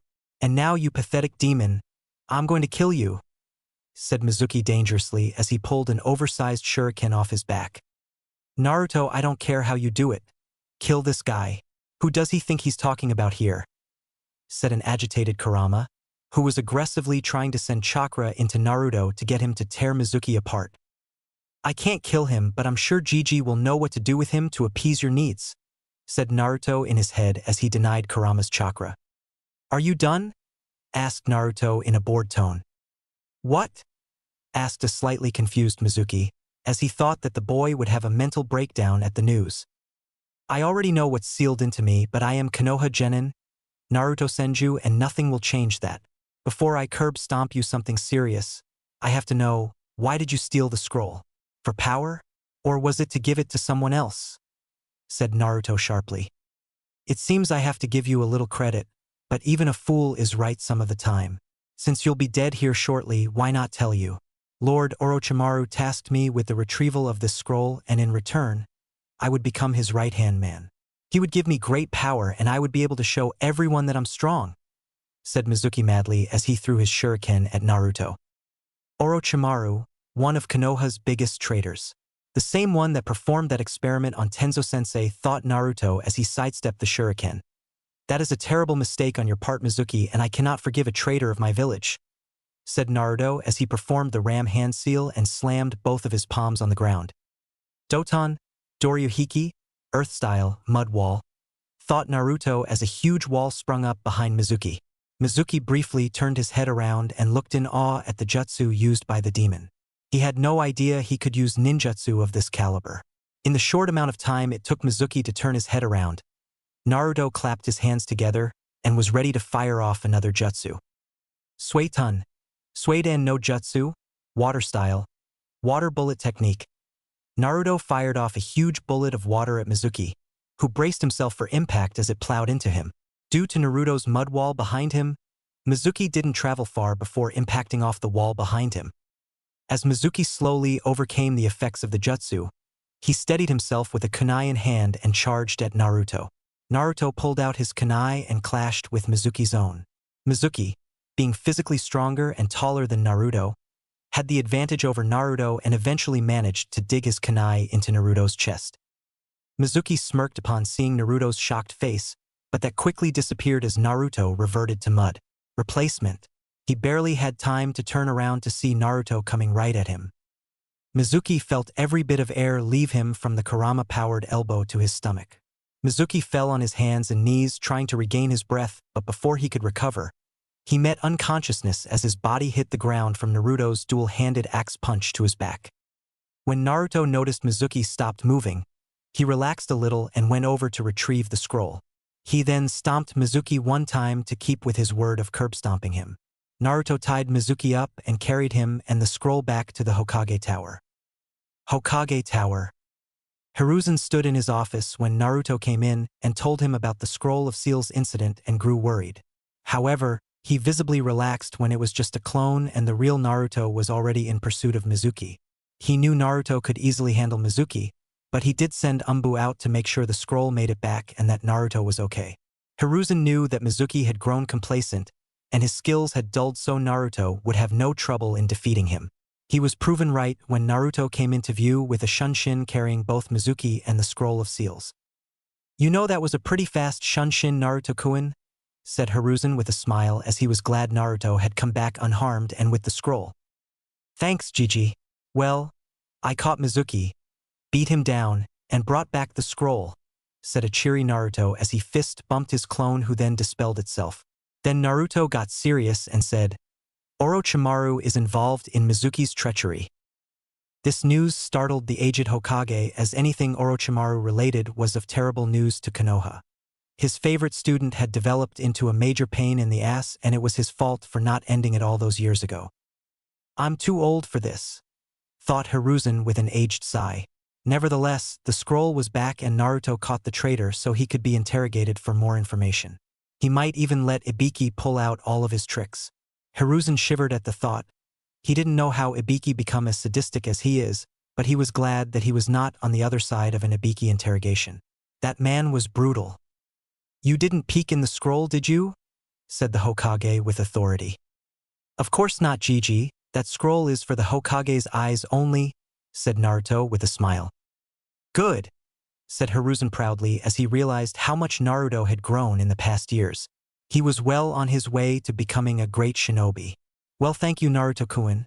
And I say that on behalf of all of Konoha, since what you just did was a great service to the village. Now get ready for your registration and team assignment.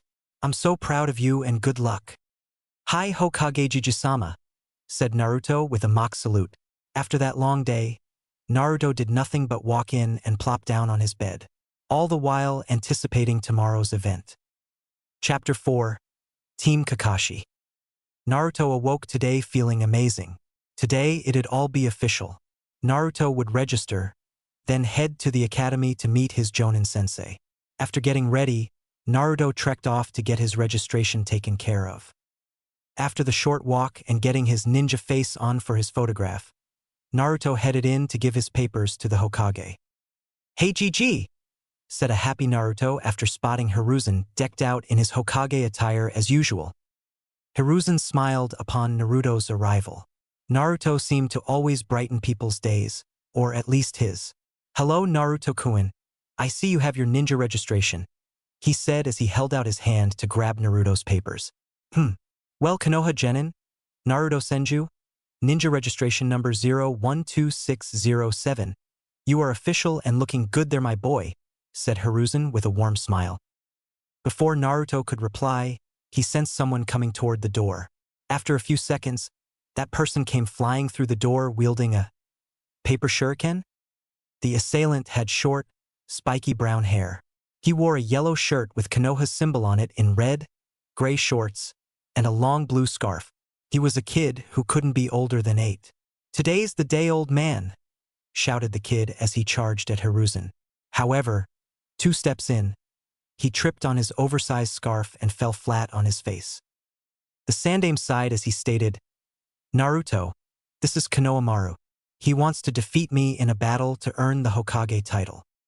That was the most pathetic attempt at beating someone I have ever seen, said Kurama, watching the scene in amusement.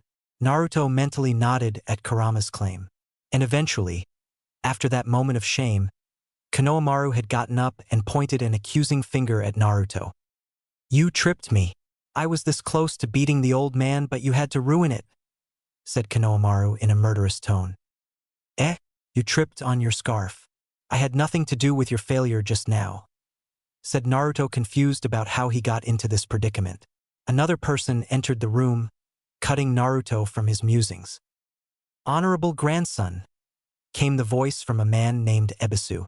Ebisu is a Tokubetsu Jonin, special Jonin, of the leaf who wears the standard outfit of Konoha Shinobi without the flak jacket. He also dons a pair of black sunglasses and wears his forehead protector bandana style. He is also known throughout the Konoha Shinobi populace as a suck-up, and as such brown noses those above him or those with enough significance. Since he only heard Konohamaru yelling and didn't realize he was talking to the Senju boy, he said, You scoundrel, what did you do to the Sandaime's grandson? Upon hearing that declaration, Naruto's eyebrows raised slightly as he looked back at Konohamaru. Konohamaru smirked when he saw Naruto's face and expected he'd kiss his feet like everybody else upon realizing who he was and how the Sandaime was his grandfather. I did nothing to Konohamaru here. He tripped on his scarf, and I could care less if he's the Sandaime's grandson. That means nothing to me whatsoever. Titles like that are pointless, and even if we were going by that, he'd lose as I outrank him being related to 2 Hokages, said Naruto, who waved goodbye to the Hokage and disappeared via a shunshin. This got varied reactions around the room. Hiruzen watched the scene pleased as he knew Konohamaru liked being called Konohamaru and not honorable grandson. He had a name. Konohamaru was staring in awe, not because of who Naruto's ancestry was, but because he called him Konohamaru, and not to mention how cool he looked vanishing like that. Ebisu became shocked. If he had known it was Senju-sama he was speaking to, he would have changed what he said to him. Naruto appeared at the academy, where he trotted into his class and took his usual seat next to Sasuke. After an exchange of greeting, and since he was so early, Naruto decided to take a nap.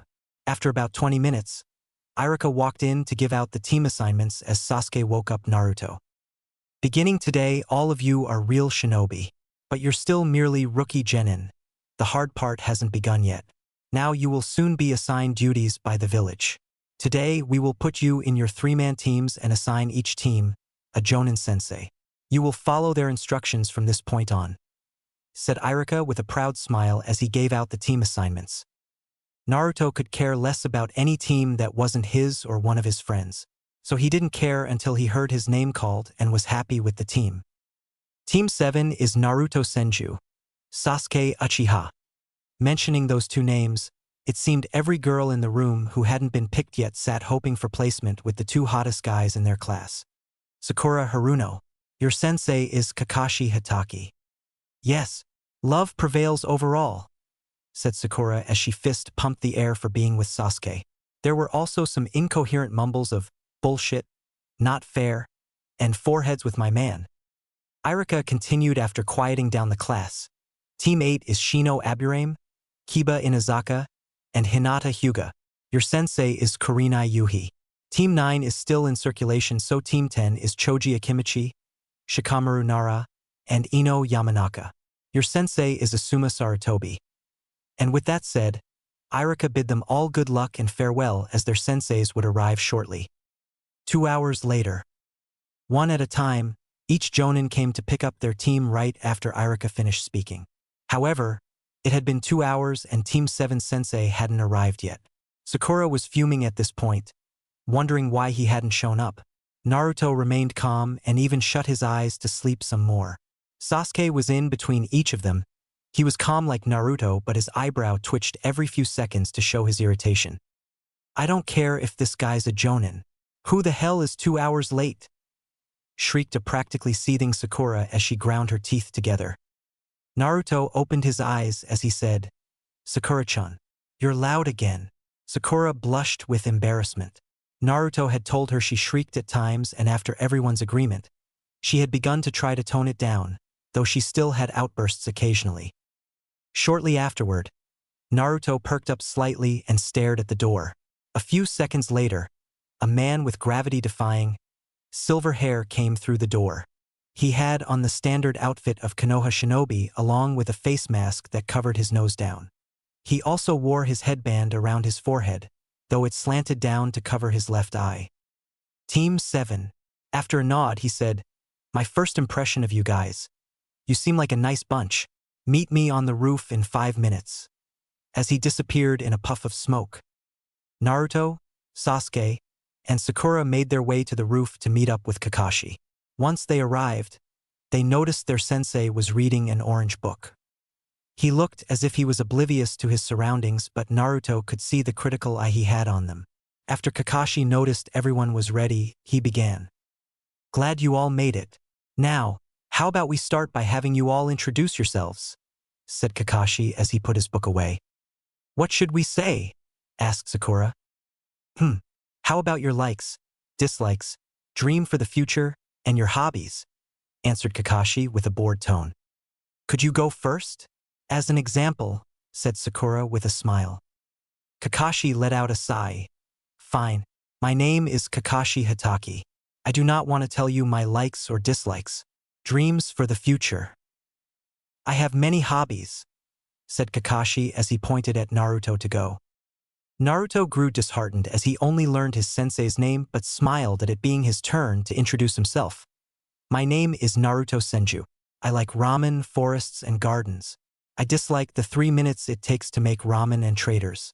My dream for the future is to surpass all the Hokages and protect this village. That way everyone has to acknowledge me. Hobbies? I have a bonsai tree and training, said Naruto still smiling. He's grown up interesting. Though Kakashi. Next, said Kakashi looking at Sasuke. My name is Sasuke Uchiha. There are tons of things I dislike and only a few things I do like. And I don't use the word dream, for I have an ambition. To revive my clan and kill a certain man, said Sasuke. Figured as much, thought Kakashi. And lastly, the girl, said Kakashi to Sakura. My name is Sakura Haruno. I like, said Sakura as she peeked at Sasuke. I mean, the person I like is my dream for the future? Oh my, the thing I dislike is Ino Pig. Finished Sakura. Typical girl her age, love over jutsu. Thought Kakashi before saying, well, tomorrow marks the start of Team 7. I'll see you all tomorrow for survival training, said Kakashi. Survival training? But didn't we do enough training in the academy, Kakashi-sensei? Asked a confused Sakura, who also had looks of confusion from Naruto and Sasuke. This training is different. I will be your opponent, but that is not all. This is an exam in which only 9 out of the 27 graduates will pass. It has a 66% failure rate, said Kakashi with a chuckle at his genin's faces of shock. You will meet me at 8 tomorrow morning. Bring your shinobi gear, and I suggest not eating breakfast, said Kakashi, and before anyone could ask him any more questions, he vanished in a poof. Naruto pondered those words before he too told his teammates goodbye and left via a shunshin. Sasuke decided to do some more training for tomorrow, and Sakura just headed home to also prepare for tomorrow as well. It would be a big day. The next day, 11 a.m. The next morning, it had been a long 3-hour wait as Naruto, Sasuke, and Sakura arrived at 8 awaiting their sensei's arrival. Sasuke stood leaning on a tree, scowling slightly as he waited. Sakura was inwardly fuming again. Naruto mediated as he waited, still racking his brain over what Kakashi said yesterday. Naruto then opened his eyes as his sensei appeared several seconds later. You're late, came the yell from Sakura as Sasuke and Naruto agreed, although less vocal than their pink-haired teammate. Upon noticing the questioning looks from his genin, Kakashi explained his tardiness. I was on my way here when I saw a black cat cross my path. I didn't want bad luck, so I took a long way around, said Kakashi in a tone that seemed that he was completely honest. Sasuke and Sakura immediately recognized the horrible lie. However, Naruto immediately understood. He wouldn't want bad luck either and probably would have walked around as well. Okay, it's set to noon, said Kakashi as he pulled a clock out and sat it on one of the training posts. He then took out 2 bells and said, Here are 2 bells. Your task is to take one of these bells before noon. Those who cannot get a bell, get no lunch. Not only will I tie you to a stump, I'll eat your lunch in front of you, continued Kakashi as his 3 students' stomachs rumbled. That's why he said not to eat, thought Naruto as he was slowly concluding today's training. You only need 1 bell, and since there are only 2, I will tie whoever does not get a bell to this stump here. Also, that person fails and will go back to the academy, meaning at least one of you will be going back no matter what. You may use any ninja tools you have. I recommend coming at me with the intent to kill, otherwise you won't get a bell, said Kakashi as all of his genin got ready. After Kakashi said to start, all 3 of them immediately scattered. After a few moments of nothing, he pulled out his book and proceeded to read. Several minutes passed by and Kakashi just shrugged as he continued to read his book. They'd have to come for him anyway.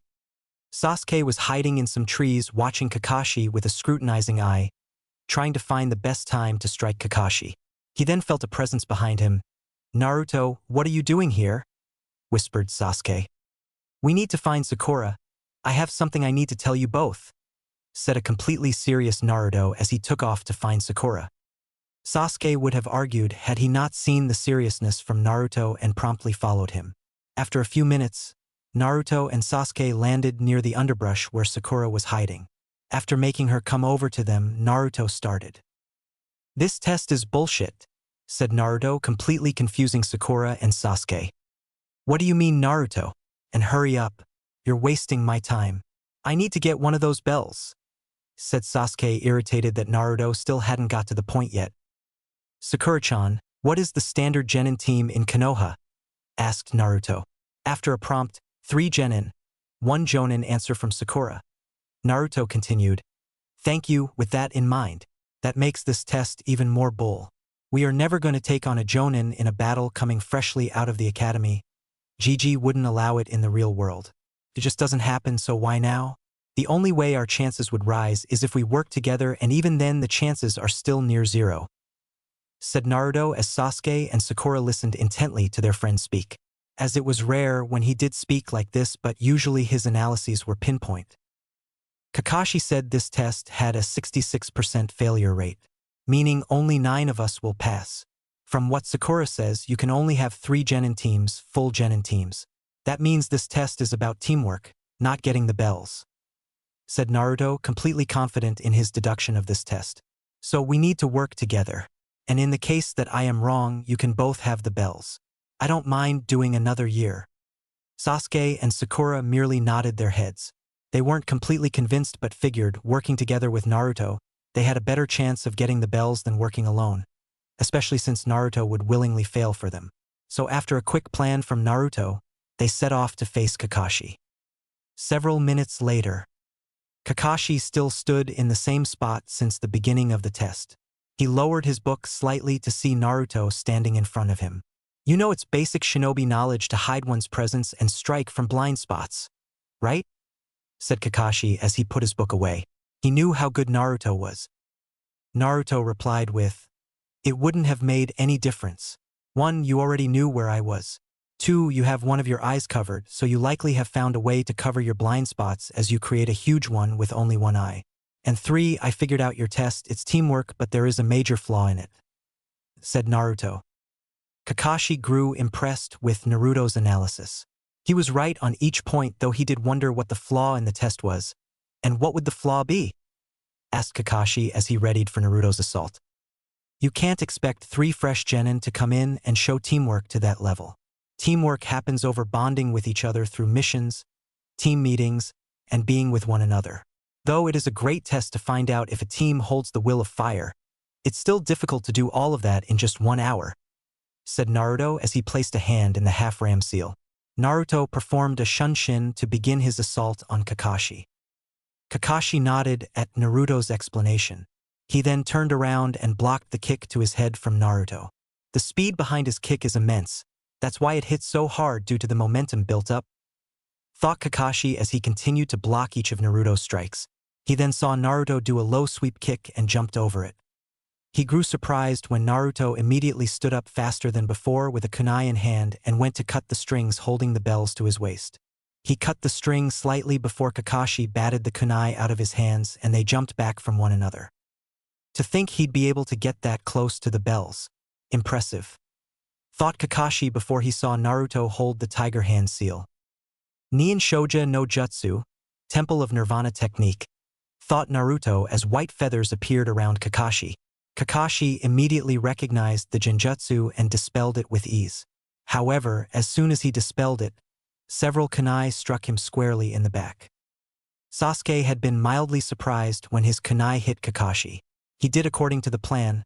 Once Naruto activated his genjutsu, launched the kunai at Kakashi to catch him off guard.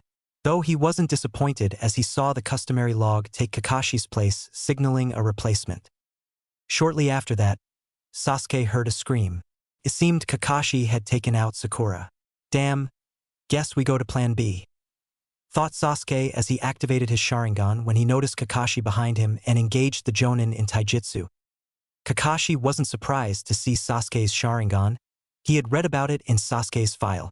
However, he was in for another shock as after a few blocked hits and Sasuke's impressive agility, Sasuke managed to touch one of the bells. Upon noticing it, Kakashi immediately disengaged and slid a few feet away from Sasuke. However, he didn't notice the 3 lines of mud on the ground around him. The lines were in a perfect square surrounding Kakashi, with the only uncovered side being the one facing Sasuke, who was going through several hand seals as Naruto landed beside him with his palms placed on the ground. Doton, Dorihiki, Earth Style, Mud Wall, thought Naruto as the mud around Kakashi rose on all 3 sides, creating a sort of tunnel facing his 2 students. At roughly the same time, Sasuke finished his hand seals and placed a hand near his mouth. Katan, Gokaku no Jutsu, Fire Style, Grand Fireball Technique, said Sasuke as he unleashed a huge fireball from his mouth that flew toward Kakashi. Kakashi was about to jump up to avoid the jutsu when he noticed an equally big water ball flying down towards him. Naruto must have created that before landing next to Sasuke to activate his mud wall. Damn, that's a good combo, thought Kakashi as the area inside the mud walls exploded with steam from the fireball and water ball combination. Steam continued to rise from the impact area, obstructing the 2 genins' view. Once it cleared, they noticed there was no trace of Kakashi anywhere. Underground, thought Naruto, but it was too late as a hand grabbed him and Sasuke and proceeded to drag them both underground. Kakashi soon popped up a few feet away and smiled at the 2 heads with his lone visible eye.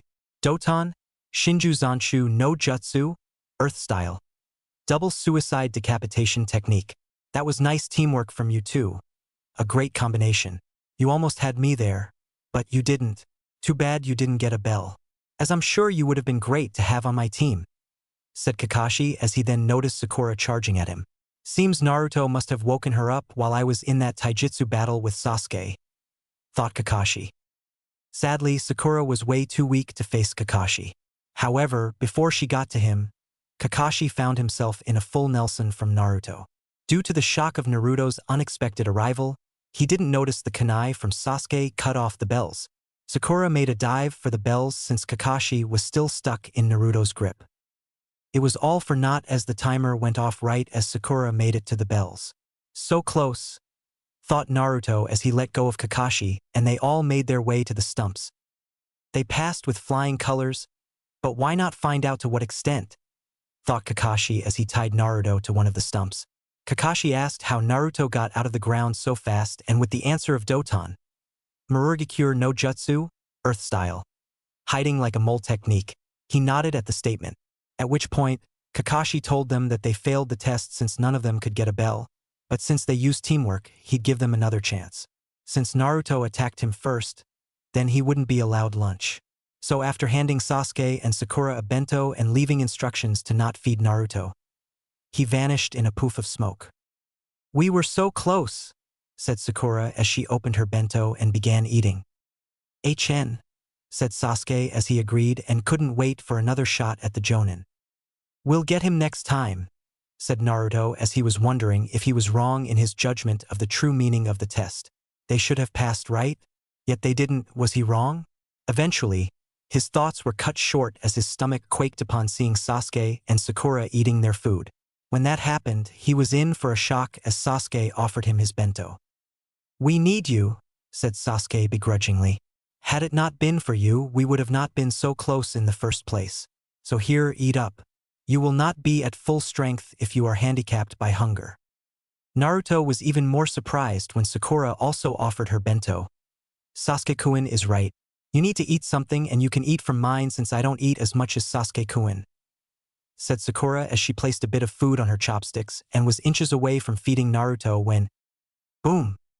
A huge plume of smoke appeared and out stepped an irate-looking Kakashi. "You dare defy my rules. I told you not to feed Naruto. Yet you disobey my orders and do it anyway. What do you have to say for yourselves before I give out divine punishment?" said Kakashi as he held the ram seal and the sky darkened considerably and lightning danced around it. Freaked out by the sudden appearance of Kakashi, Naruto shouted, "Because we're a team, and teammates look out for one another. That's what Konoha's built upon, teamwork." "Well, if that's all you have to say, then you," said Kakashi as all the genin closed their eyes awaiting their punishment. "Pass," said Kakashi with an eye smile as the sky cleared back up. "What?" came the intelligent response from Sakura. Kakashi merely pointed to the memorial stone and stated, "Naruto was correct. This test was to find out your teamwork and willingness to work together. I gave you all a near-impossible task with rules created to make you split up and work for yourselves. Had you forsaken your teammates and worked alone, you would have failed, even if you did get a bell. You all did the opposite, and that is why we are now officially Team 7. Remember these words. Those who break the rules are scum, but those who abandon their friends are even worse than scum," finished Kakashi. The three genins looked on with various expressions. Sakura fist-pumped at officially being a team. Sasuke merely smirked in his cool way, though you could see his excitement. Naruto, however, was crying tears of passion at the line that would forever be engraved in his heart. They were Team 7 and nothing would change that. "Now tomorrow we will begin missions and training to work more efficiently as a team. I expect to see you guys back here tomorrow at 9 a.m. Until then," said Kakashi as he disappeared again in a puff of smoke. When Kakashi left, Naruto escaped the ropes that bound him to the stump as he asked, "So you guys want to train since we still have a whole day left? We all need more work, especially you, Sakura. Sasuke and I are more advanced than you, and we need all the links of our team to be better if we want to be the best team possible." Finished Naruto as Sasuke nodded and looked at Sakura expectantly. After a moment, Sakura agreed. She would get to spend more time with her Sasuke-kun and become a better ninja in the process since her lack of help against Kakashi-sensei was eye-opening. Time skip, 6 weeks later. D-rank missions, chores if you asked Naruto, were horrible. Team 7 had done 48 D-rank missions in the past 6 weeks, from walking dogs and painting fences to catching the elusive Tora, pet cat of the Fire Daimyo's wife. In those 6 weeks, though, Team 7 held many training sessions together. Usually 3, sometimes 4 times a week outside of missions and teamwork training with Kakashi. Naruto stayed relatively the same, steadily trying to increase the speed of his shunshin and master his ninjutsu arsenal. Kakashi even showed Naruto another clone technique, as he knew about Naruto's Mokuton and Moku Bunshins, wood clones, and that he still didn't want to show it. It was the simple IWA Bunshin no Jutsu, rock clone technique. Naruto also moved to level 3 of Fuinjutsu, sealing techniques, involving exploding seals. He began to attach them to his earth clones to add a deadly surprise to the simple clone technique. Sasuke added a few more fire jutsus, one of them being Katan, Hozenka no Jutsu, fire style, Phoenix Sage Flower technique, which emitted a volley of fist-sized fireballs from the user's mouth in an unpredictable way. He also added the powerful Katan, Ryuka no Jutsu, fire style, fire dragon technique, which creates a powerful stream of fire from the user's mouth that takes on a dragon's appearance. Also during that time, he managed to learn several Sharingan Jinjutsu from his clan's library. For some reason, Kakashi even gave him tips. How Kakashi knew so much about the Sharingan was above him, but he accepted it with no questions asked. The person who progressed the most was Sakura. She began with physical exercises that, at first, were brutal on her due to her not getting the correct nutrition into her body. However, after hearing Naruto and Sasuke tell her to quit her diet since it'd make her body more capable of handling this type of training, it began to bear results. Her stamina, speed, and strength had improved greatly over the past 6 weeks. Naruto and Sasuke had also found out that Sakura had amazing chakra control, since she was able to get tree walking and water walking relatively quickly. Since her chakra control was so good, Naruto suggested she become a medic nin. Sakura was happy with the suggestion, since she knew she wouldn't be able to catch Sasuke and Naruto in the other shinobi arts, but being a medic nin added value to her place on the team. Sakura had learned the beginning medical ninjutsu, the Shosen no Jutsu, mystical palm technique. Though she could only heal small bruises and cuts, it was still better than nothing, and she was proud of herself. She felt more important on the team nowadays, and her confidence skyrocketed as a result. Kakashi, noticing the progress his team had made individually, I smiled because they took it upon themselves to get better. As such, he was more than happy to give out tips to help them. Due to them blossoming so well, he decided they had enough of D ranks and it was now time for their first C rank. It was a simple bodyguard duty to escort Tazuna, a bridge builder who lived in Wave Country, back to Wave Country and guard him while he finished a bridge. It was more than easy enough for his team to handle, and tomorrow they would set out on their first C rank. Chapter 5, First C rank. It was a bright and sunny day as 5 people were walking down a road. Those 5 people were the 4 members of Team 7 and their client. They were walking in a diamond formation with Naruto in front, Sasuke on the left, Sakura on the right, Kakashi trailing behind, and Tazuna, the client, in the middle of the formation.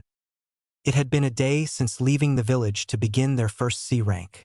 Normally the trip to Wave would be less than a day, but with Tazuna being a civilian, they had to travel at his pace. The group walked in relative peace and silence until Naruto tripped a bit. After a light chuckle at Naruto's misfortune, Sakura posed a question. "Tazuna-san, you're from Wave Country, right?" After a grumble of, "What about it?" from him, Sakura turned to Kakashi and asked, "Kakashi-sensei, do they have ninjas in Wave Country?" "No, not in Wave Country. Though their culture and customs differ, hidden villages do exist, and as such, other ninjas as well," said Kakashi as he patted Sakura's head, messing up her perfectly groomed hair. "Don't worry, there isn't any ninja combat on a C-rank mission." As the group walked past a puddle in the road, Sakura visibly relaxed upon hearing that. She may have gotten stronger and better as a ninja, but she was still a little scared to face an enemy ninja. Her relaxed state changed immediately when she heard, "One down." Upon hearing those words, everyone, except a captured Kakashi, turned around to watch Kakashi be torn to shreds by 2 other ninjas. Those 2 being the demon brothers Gozu and Meizu. Both of them had shoulder-length brown hair and dark eyes. They both wore a rebreather and poisonous gauntlet on one arm. They looked the same except Gozu had a single horn on his forehead protector and a cape while Meizu had 2 horns and shaggy hair. The demon brothers, upon seeing the shocked states of the Genin, took that moment to charge for the closet one, who was the blonde kid. However, when tying him up like the first ninja, they didn't notice the smirk on his face. "Two down," said the brothers, who became shocked when the kid shifted into mud as they tore him apart. "Kawarimi, replacement," thought Gozu and Meizu as they suddenly started feeling hotter. They looked up to see the biggest fireball either brother had ever seen come falling from the sky. The heat from it was intense and it almost seemed unreal. "Genjutsu," thought Meizu as he dispelled the illusion. Upon canceling the illusion, they failed to notice that a kunai pinned their chain to a tree. Shortly after dispelling the genjutsu, Gozu received a harsh kick from the blonde, while Meizu received one from the dark-haired kid, sending them in opposite directions, snapping their chain. Despite the kicks, the brothers recovered fast enough and decided to take out their target as fast as possible and set off to deal with him. They met with the pink-haired girl and their target of Tazuna. However, when striking the two, they were just clones, duped by some brat.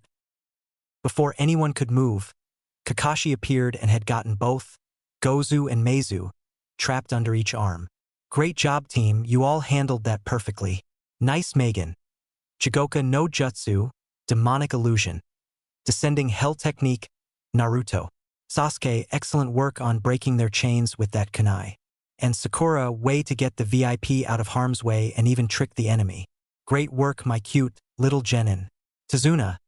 "We need to talk," said Kakashi as he tied Gozu and Meizu to a tree that Sakura and Tazuna had come out from behind. "These are Chunin-level mist ninjas," said Kakashi before Gozu interrupted him. "How did you react so well to us?" asked Gozu. "My team and I could have killed you immediately as we knew you were there for a while. First of all, Naruto, the blonde, is a censor. When he tripped, he secretly signaled to us where you were. And even if Naruto wasn't, it hadn't rained in days. So on a nice day like this, there wouldn't be a puddle on the ground," said Kakashi as he leveled a one-eyed glare at Tazuna. "We didn't kill them because I wanted to find out their target. Care to explain why 2 Chunin are trying to kill you? Our mission dictates protecting you from thugs and thieves. Ninjas are a B-rank mission at least. Looks like we'll have to return home.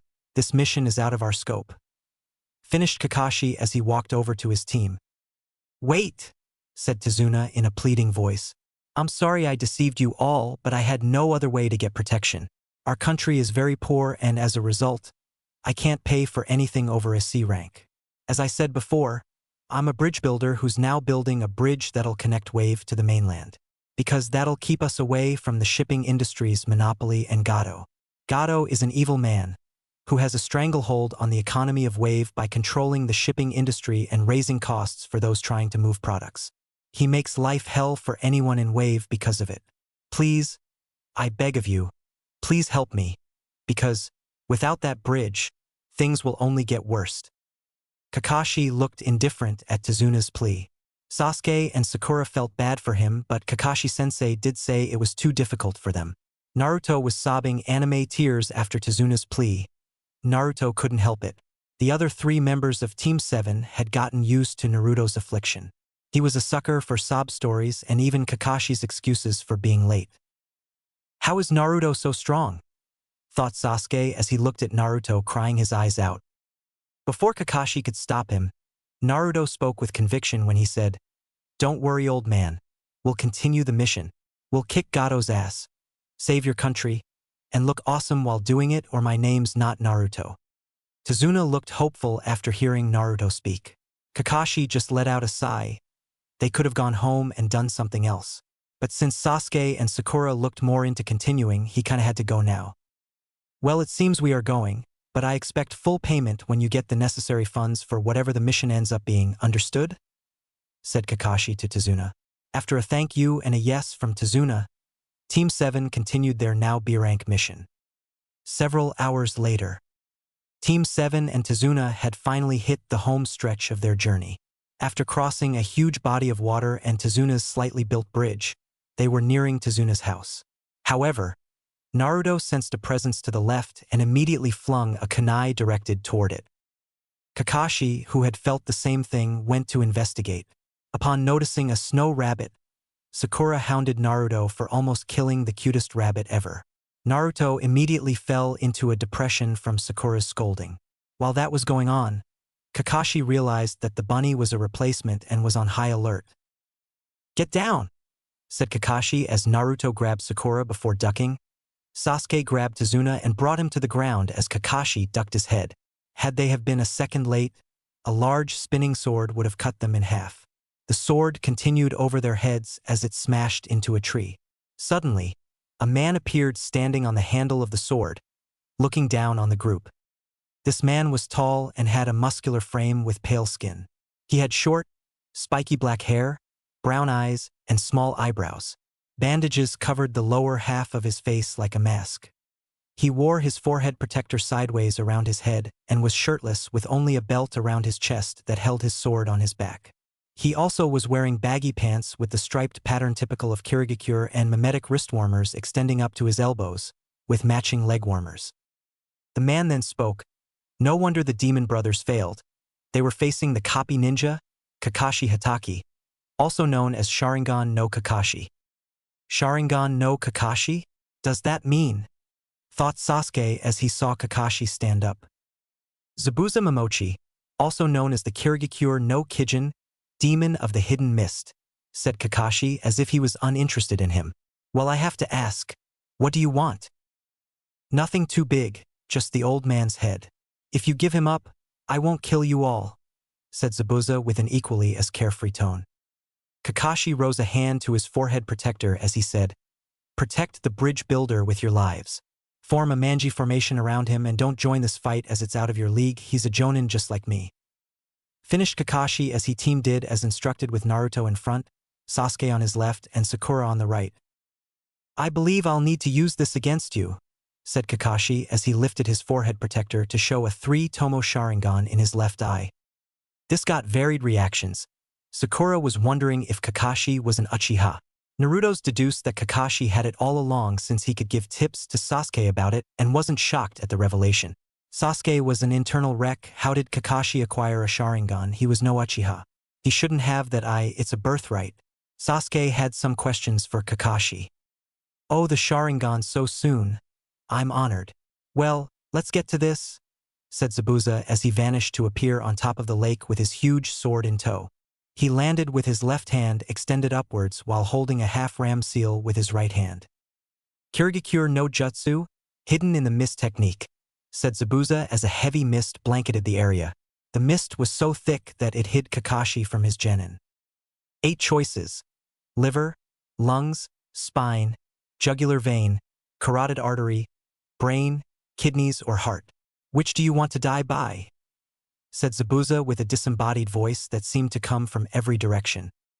Everyone in the area immediately reacted to Zabuza's killing intent as it placated the area.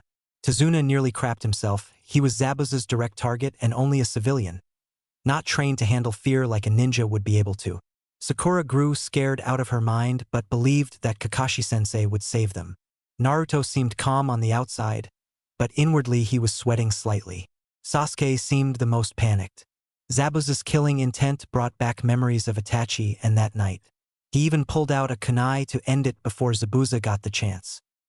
"Don't worry, Sasuke," said Kakashi with an eye smile as he put his hands in the ram seal and a shroud of blue chakra surrounded him. That maneuver cleared the area around him in a 15-foot diameter, clearing the mist from his team so they could see him. "I promise to protect you guys with my life. Nothing bad will happen." "Sure about that?" questioned Zabuza in the middle of the manji formation.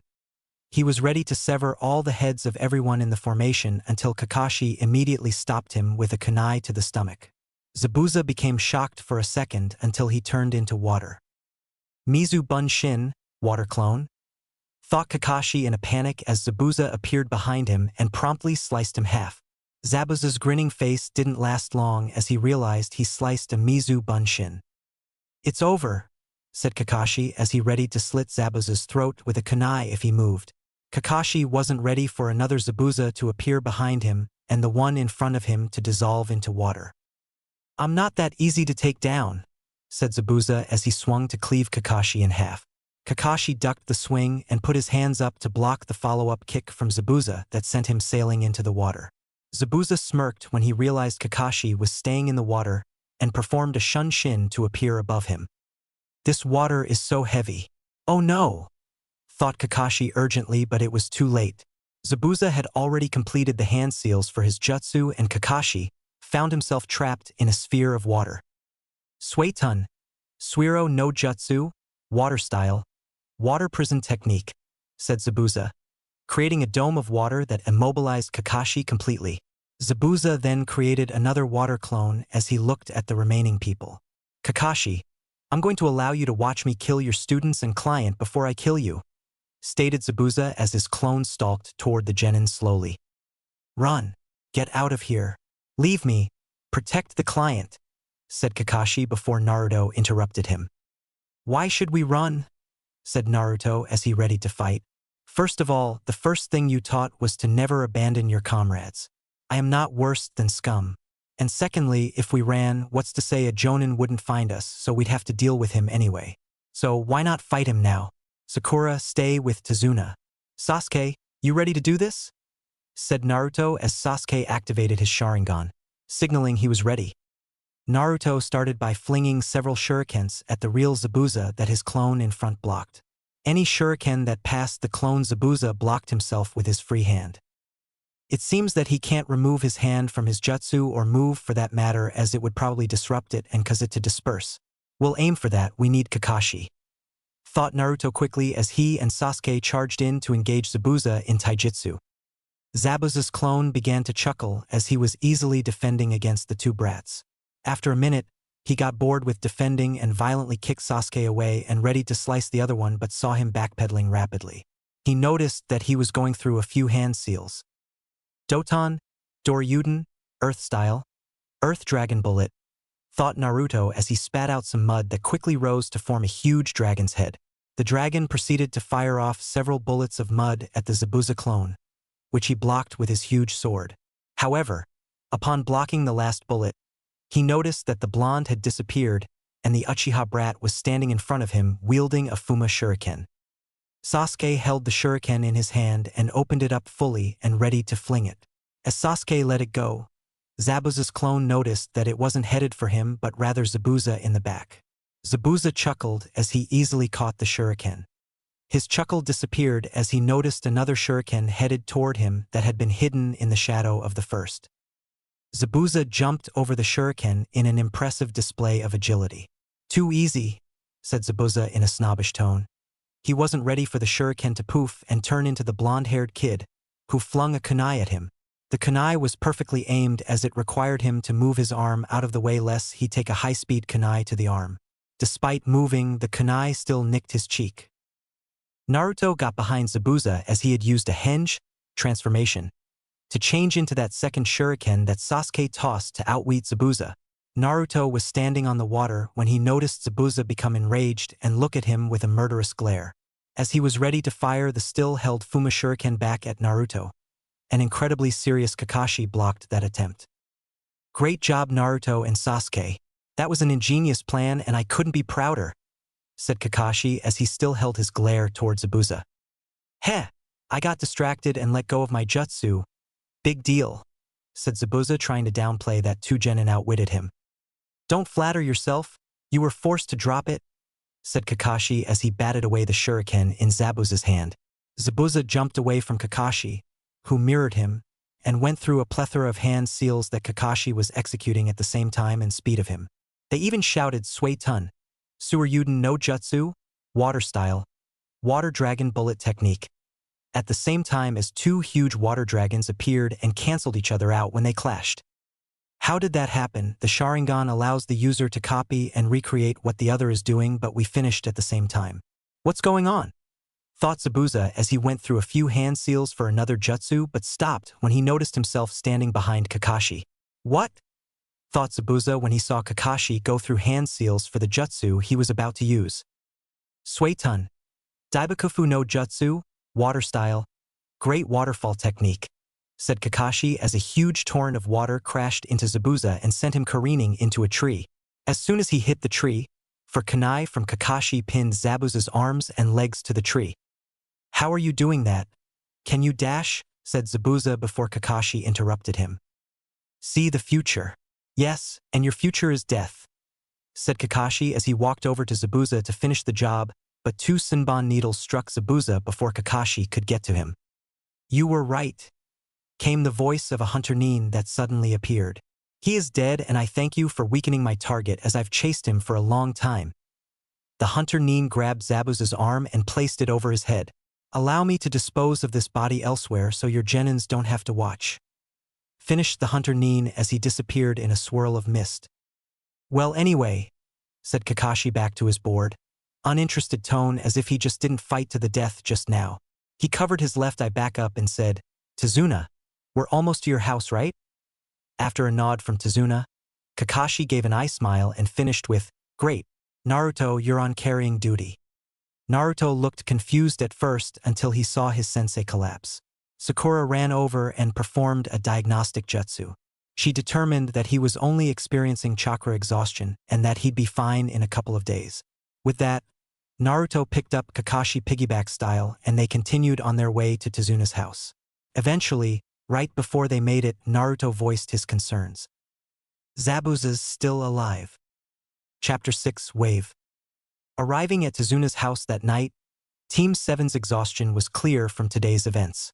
Tazuna's house had him, his beautiful daughter, Tsunami, and his young grandson, Inari, all in the same tiny home.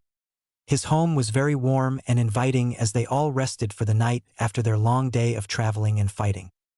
The following morning, Kakashi was left at home to recover from his chakra exhaustion. Upon awaking, Kakashi confirmed Naruto's concerns about Zabuza being alive, though Kakashi assured Naruto it would take Zabuza at least a week to recover from his injuries given during their fight. So for the day, the rest of Team 7 followed Tazuna to the bridge to protect him. It was an uneventful day until that night back at Tazuna's house during dinner.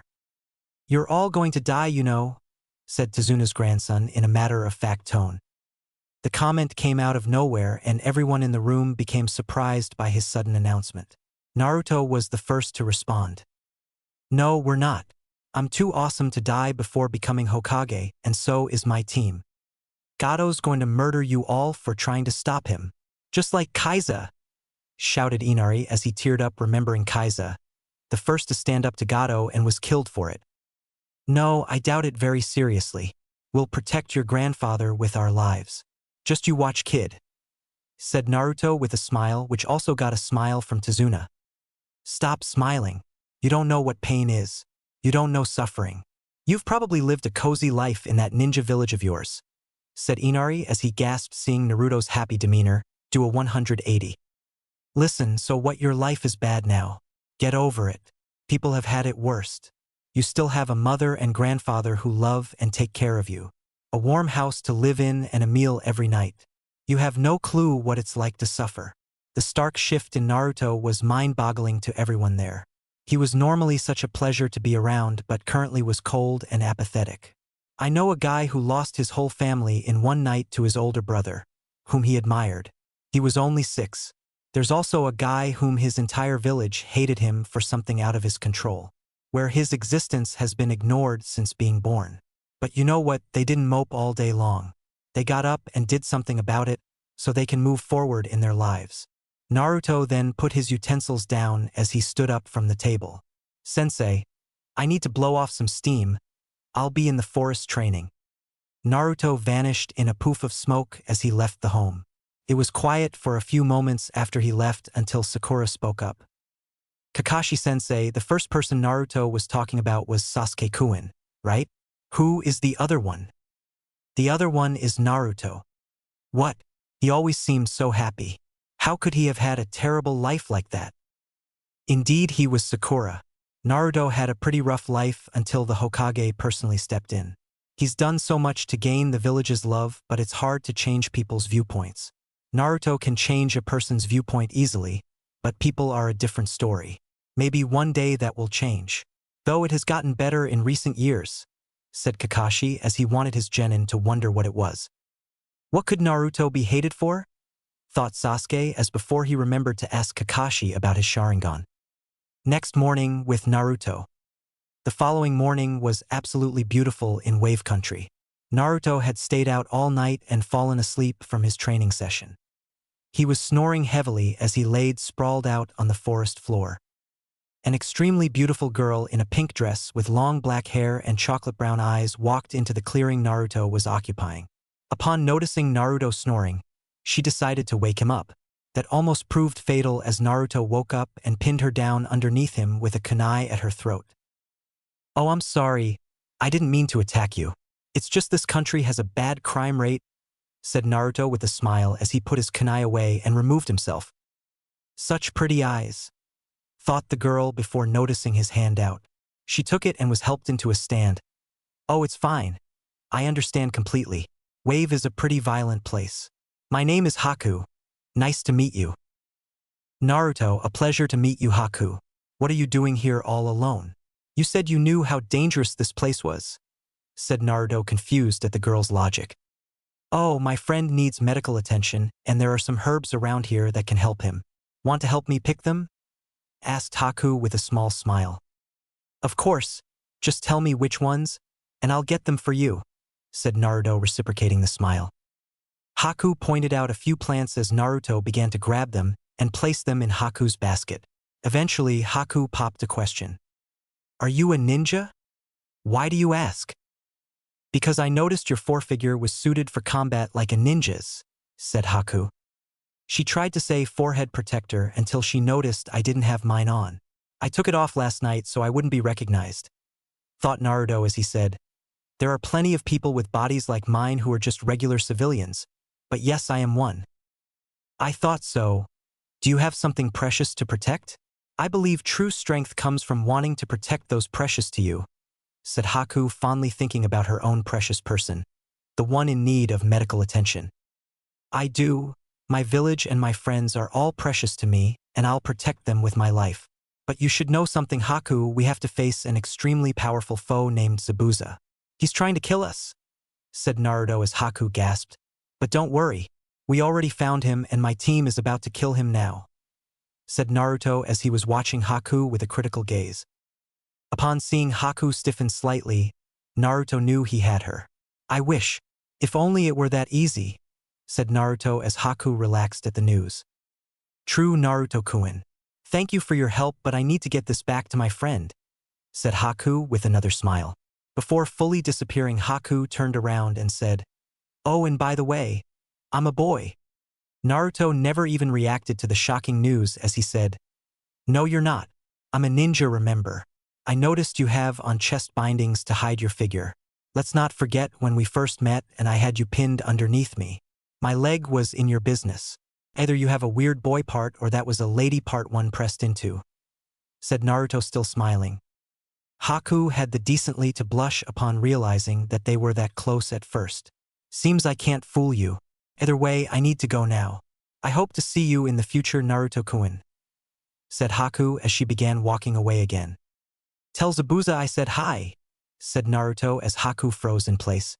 "I know you're that hunter Nin. You fooled us all back there with that trick. I could have killed you earlier with that kunai and been done with it, but I didn't want to kill such a beautiful girl like yourself. Especially when I can't sense you want to kill me or my friends, even when I said we killed Zabuza. So please don't ruin this chance. Don't come back for the old man and that'll be the end of it. We could even become friends, but," said Naruto as he took on a more serious face, "if you come to kill the old man or my friends again, you or Zabuza, I will not hesitate to beat you to a pulp," said Naruto as he walked away. Haku stood still. Naruto figured everything from just a few minutes. He had easily deduced who she was and everything. He could have killed her when he first pounced on her, and there was nothing she could have done about it. Figured out she was a girl, sensed her lack of wanting to kill someone. Her clever cover blown after a few seconds of meeting him.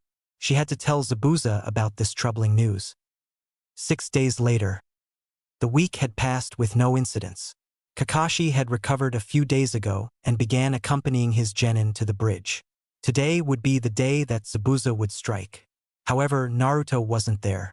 Naruto had asked to stay home as he thought Gato would attack Tsunami to get to Tizuna. Naruto was proven right when he heard a scream and immediately set off to find out why. Naruto landed atop a building. Upon looking over the building, Naruto saw Tsunami tied up by a rope and Inari being held down by a tall man. That man was carrying a sword and another accompanied him, also carrying a sword. Naruto deemed it necessary that he should take care of this as fast as possible before something bad happened. Naruto placed his hands in the tiger hand seal and thought, Nien Shoja no Jutsu, Temple of Nirvana technique. The thugs were laughing as it was too easy to take the bridge builder's family. Even those ninjas would stop when they noticed the hostages. Their laughing ended with a yawn when they began to notice white feathers floating down. They looked confused for a second until they both passed out into a deep slumber. Tsunami and Inari grew confused. What just happened? Why did those goons just fall asleep? Their questions became answered when Naruto landed in between them. Told you I'm awesome. Now I have to go help my friends as they will need me, said Naruto as he went through 4 hand seals and ended in the ram seal. Iwa Bunshin no Jutsu, rock clone technique, said Naruto as 4 pieces of rock peeled off Naruto's body and formed into 4 Narutos. My clones will keep you safe until it is all over. Inari, if they need it, help protect your mom. It's time to stop moping. You need to become the next Kaiza around here, said Naruto as he vanished with a shunshin, leaving only an afterimage behind. Tazuna's bridge. At the bridge, a battle had broken out almost as soon as they arrived. Kakashi had gone off to face Zabuza. Sakura was left guarding Tazuna as Sasuke went in to face the Hunter Nin. Sasuke was dismantling the Hunter Nin in Taijutsu. He had a clear advantage in that aspect with his Sharingan. You're good and fast. Your eyes allow you to adjust perfectly in the middle of a battle. Impressive. However, I wonder if your body can keep up with my true speed, said the Hunter Nin as she placed her hands in a unique hand seal.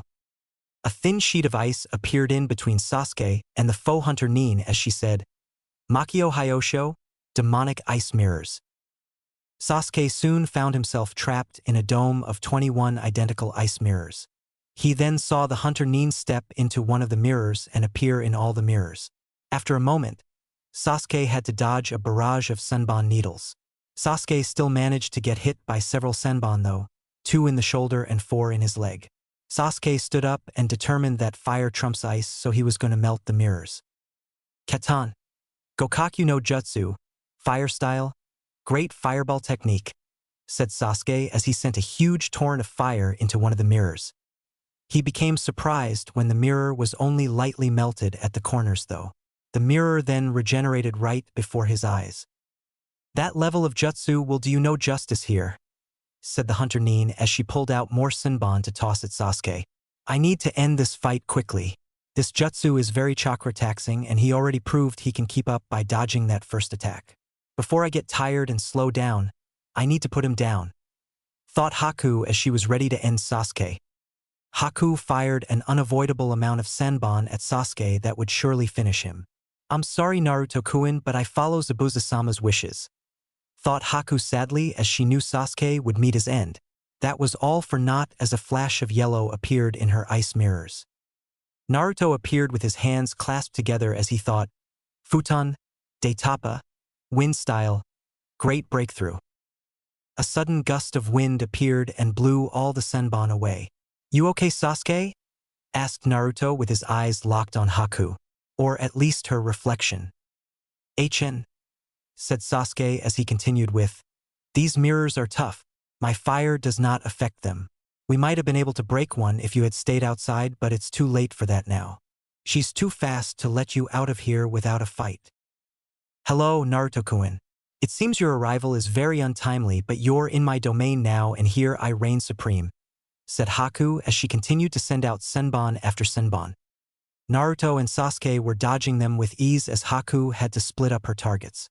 Eventually, Naruto got tired of dodging and decided to end the fight. Haku, it's over, said Naruto as he flared his chakra. The effect was instantaneous. The area inside of Haku's jutsu cracked as well as the mirrors. All the fighting stopped immediately at the display of raw power. Sakura was feeling the sheer power behind the chakra and hoped it was on her side as she couldn't see through the mist. Kakashi and Zabuza both stopped at the feeling of the chakra. Kakashi grew scared, thinking the Kyuubi was breaking out. That turned into awe as he realized it was only Naruto. Zabuza grew concerned for Haku inwardly. He knew Haku wouldn't be able to handle such power.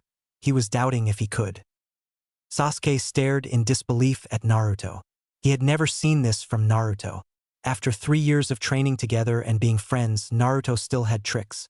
It was during that moment that Sasuke realized the gap between him and Naruto was still too big, if not bigger. Naruto was amazing. Haku stared shocked when she saw Naruto flare his chakra. It had cracked all of her mirrors from just chakra presence alone. The kind, gentle look and the pretty violet eyes from yesterday were gone. The coldest, violet eyes replaced them with an equally chilling glare. He just broke her jutsu in mere moments. It seemed he was serious about beating her to a pulp if she came. "Sasuke, shoot a fireball at 10 o'clock, said Naruto as Sasuke flew through the hand seals and breathed out another huge fireball without hesitation. Haku knew that even in their cracked state, her mirrors could stand to Sasuke's attack. She wasn't ready to see an entire corner of her dome obliterated by Sasuke's jutsu. "How?" asked a shocked Haku. "Katon, Cho Shinsei, fire style. Supernova. It's a beautiful collaboration jutsu of Sasuke's fireball and my great breakthrough.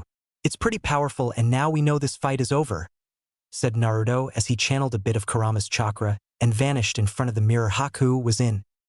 Haku had no time to gasp as she attempted to speed to another mirror, but her leg got caught by Naruto.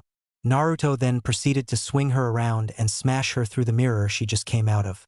She skidded across the ground a bit until she managed to backflip back up. Upon landing on her feet, a fist met her chin. A powerful fist from Naruto sending her even further back. Naruto had performed a shunshin and appeared in Haku's face, and upon her looking up, Naruto landed a debilitating blow on her. He knew he smashed her mask because he channeled chakra into that fist. A lot of it from him and Kurama. She wouldn't be getting up for a little while after that.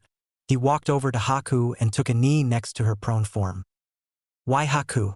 Why would you work for Zabuza when he's trying to damn a whole country by killing a bridge builder for an evil man? You're not like this, so why go so far?" asked Naruto sadly. "Zabuza gave me purpose. I was an orphan when he found me. He trained me to be his tool and I have failed him. I am broken and no longer of use to my master. I cannot further aid my master in his goal of taking down Kirigakure's Yonde Mizukage to keep him from killing off all the bloodline users in my home. Zabuza isn't that bad to do that, Naruto-kun. Zabuza-sama feels his home is more important to him than this country's. I'm sure you'd do the same for Konoha," said Haku as she then looked up at Naruto with a pleading look. "Please kill me." Naruto grew shocked to hear what Zabuza's real goal was. Naruto thought Zabuza was just out to earn some money and didn't care about the people he affected by doing so. But after hearing Haku's answer, Naruto found a solution to solve all of this. "No, Haku-chan, I can't kill my friends. Besides, if you died here, you'd never get back to helping your homeland with Zabuza.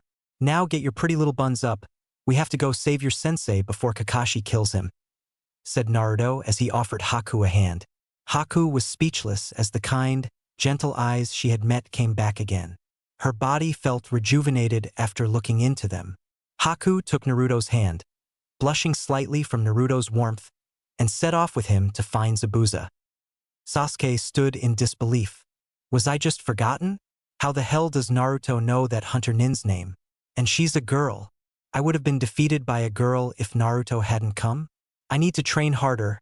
I won't let Naruto stay so far ahead of me, thought Sasuke. With Zabuza and Kakashi. Kakashi had just trapped Zabuza in an awkward position. Zabuza had 9 dogs attached to him all over his body and was at Kakashi's complete mercy at the moment. Kakashi had just told Zabuza about showing him his only original jutsu when a yellow flash appeared in between them. "Yo sensei," said Naruto as Haku appeared a few moments after him. "Hello, Naruto. It seems you've reached a compromise with Zabuza's help. Care to explain?"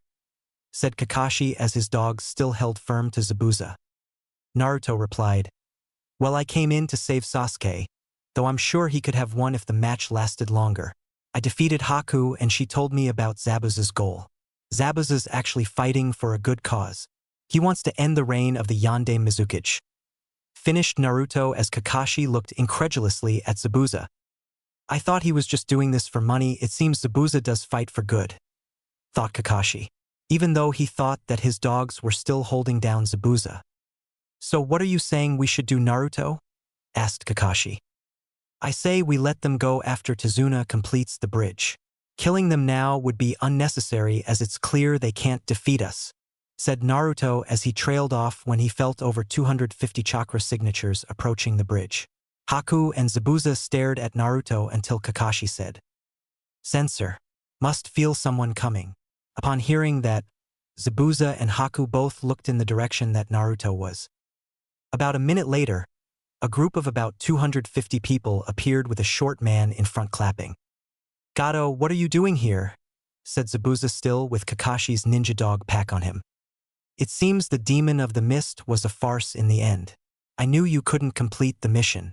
And even if you had, I would have killed you anyway. What do I look like paying a punk like you? So I waited until you all tired yourselves out, and now I'm going to have my men dispose of all of you, including the bridge builder," said Gato as he laughed. "It seems we are no longer enemies, Kakashi," said Zabuza as Kakashi nodded and his ninja dogs dispelled in a poof. Zabuza was still pretty roughed up though and couldn't use his arms at the moment. He looked at Naruto and said, "Hey kid, spare a kunai?" Naruto looked at Zabuza for a moment until he said, "Sure, as long as I get to use your sword." Zabuza chuckled at Naruto's naivety. He wouldn't be able to pick up that sword, and even if he could, he wouldn't have the strength to use it. "Sure, whatever kid. I just need it back after we're done," said Zabuza as he caught Naruto's kunai in his teeth.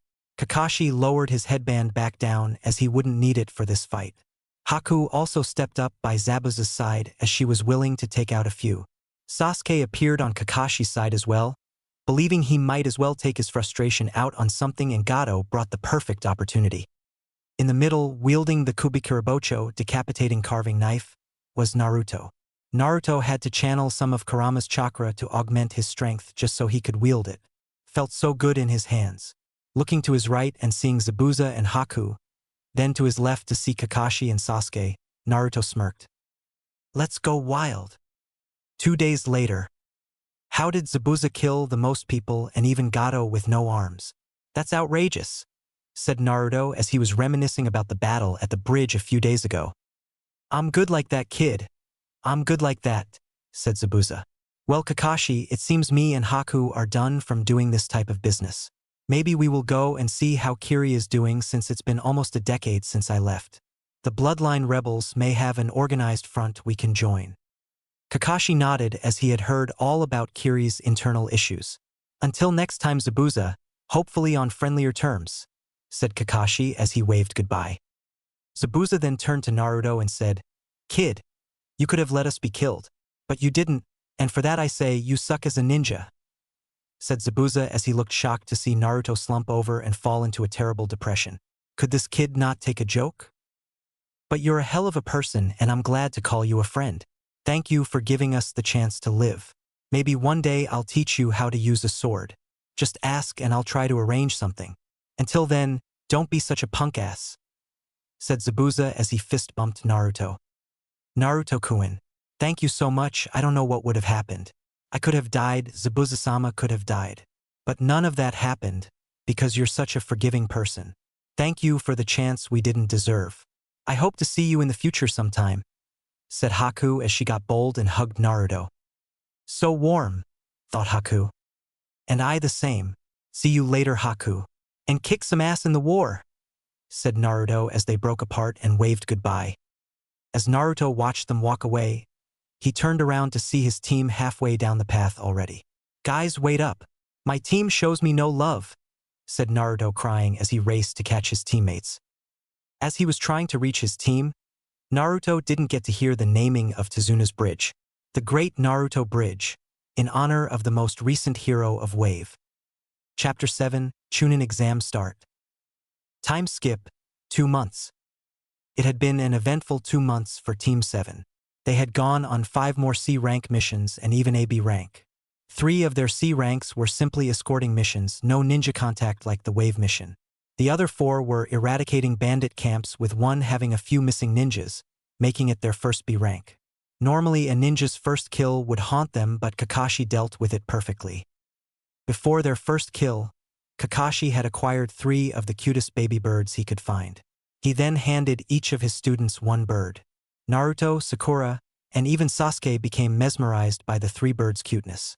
They knew they wouldn't want anything to ever harm them. They were theirs forever. However, Kakashi told them to kill their bird or it was D ranks for life. With heavy hearts, except for Sasuke who acted indifferent on the outside, Team Kakashi silently killed their baby bird. Needless to say, neither Genin became haunted when they killed during their bandit eradication missions. They had succeeded in all of their missions with great efficiency and minimal injuries. Team 7's Genin also progressed individually during that time span. Sakura had progressed mainly in medical ninjutsu. She could heal light injuries with ease now and became a very important member of Team 7, more so than ever due to her abilities as a medic. Sasuke progressed as well. Sasuke had strengthened his taijutsu some more by getting faster because he still wanted and needed his body to catch up to his eyes, mainly because Naruto still exploited that fact in their spars. Sasuke had also honed his fire release and Sharingan Jinjutsu.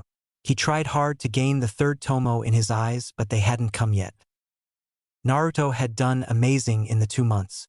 Tenzo had finally made contact with him again since Team 7 became Team 7 right after his coming back from Wave. As a result, he taught Naruto the jutsu that made Hashirama so great, Kakuan Nit Ten Sui Shu, 10th Edict of Enlightenment, the power to tame tailed beasts. The technique used the power of Mokutan to forcibly suppress a tailed beast's power.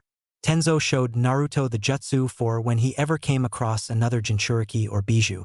Naruto had learned the jutsu by the end of the 1st month and was only getting better at it. Not only had he learned that jutsu, but Naruto's speed at using the Shunshin had also finally reached an incomparable level. He had gotten it down to no need for hand seals and could use it against opponents in battle. Kakashi still could keep pace easily, but that was because he was an elite Jonin. Chunin and below would have trouble with Naruto's speed increase. Kakashi knew his team was easily Chunin exam material. Naruto was a surefire Chunin, maybe Jonin for that matter. Sasuke was at least a Chunin as well. It'd take some luck for Sakura, but he was positive his team could handle the exams. As a result, his team received his recommendation for the exams tomorrow. Several hours later, after receiving his form from Kakashi, Naruto decided to eat at his favorite restaurant. After his fill of ramen, Naruto began to walk out of Ichiraku's and head nowhere in particular. Naruto was walking alone, so he thought. He chuckled slightly when he noticed a rock was following him. A perfectly square rock with 2 eye holes in it. Upon recognizing the chakra signature and sensing 2 more within it, Naruto decided to talk to his followers. "Come on, Konohamaru. I know you can do better than that," said Naruto. After he finished, the rock came flying off as a huge plume of smoke billowed out. As it cleared, it revealed Konohamaru and 2 other children his age. The kid to Konohamaru's right was a boy with short, brown hair and black eyes. He wore round glasses and had an ever-present drip of snot from his nose. He wore a simple blue t-shirt that zipped up the middle, a pair of brown pants, sandals, and a pair of blue wristbands to represent his membership in the Konohamaru Ninja Squad.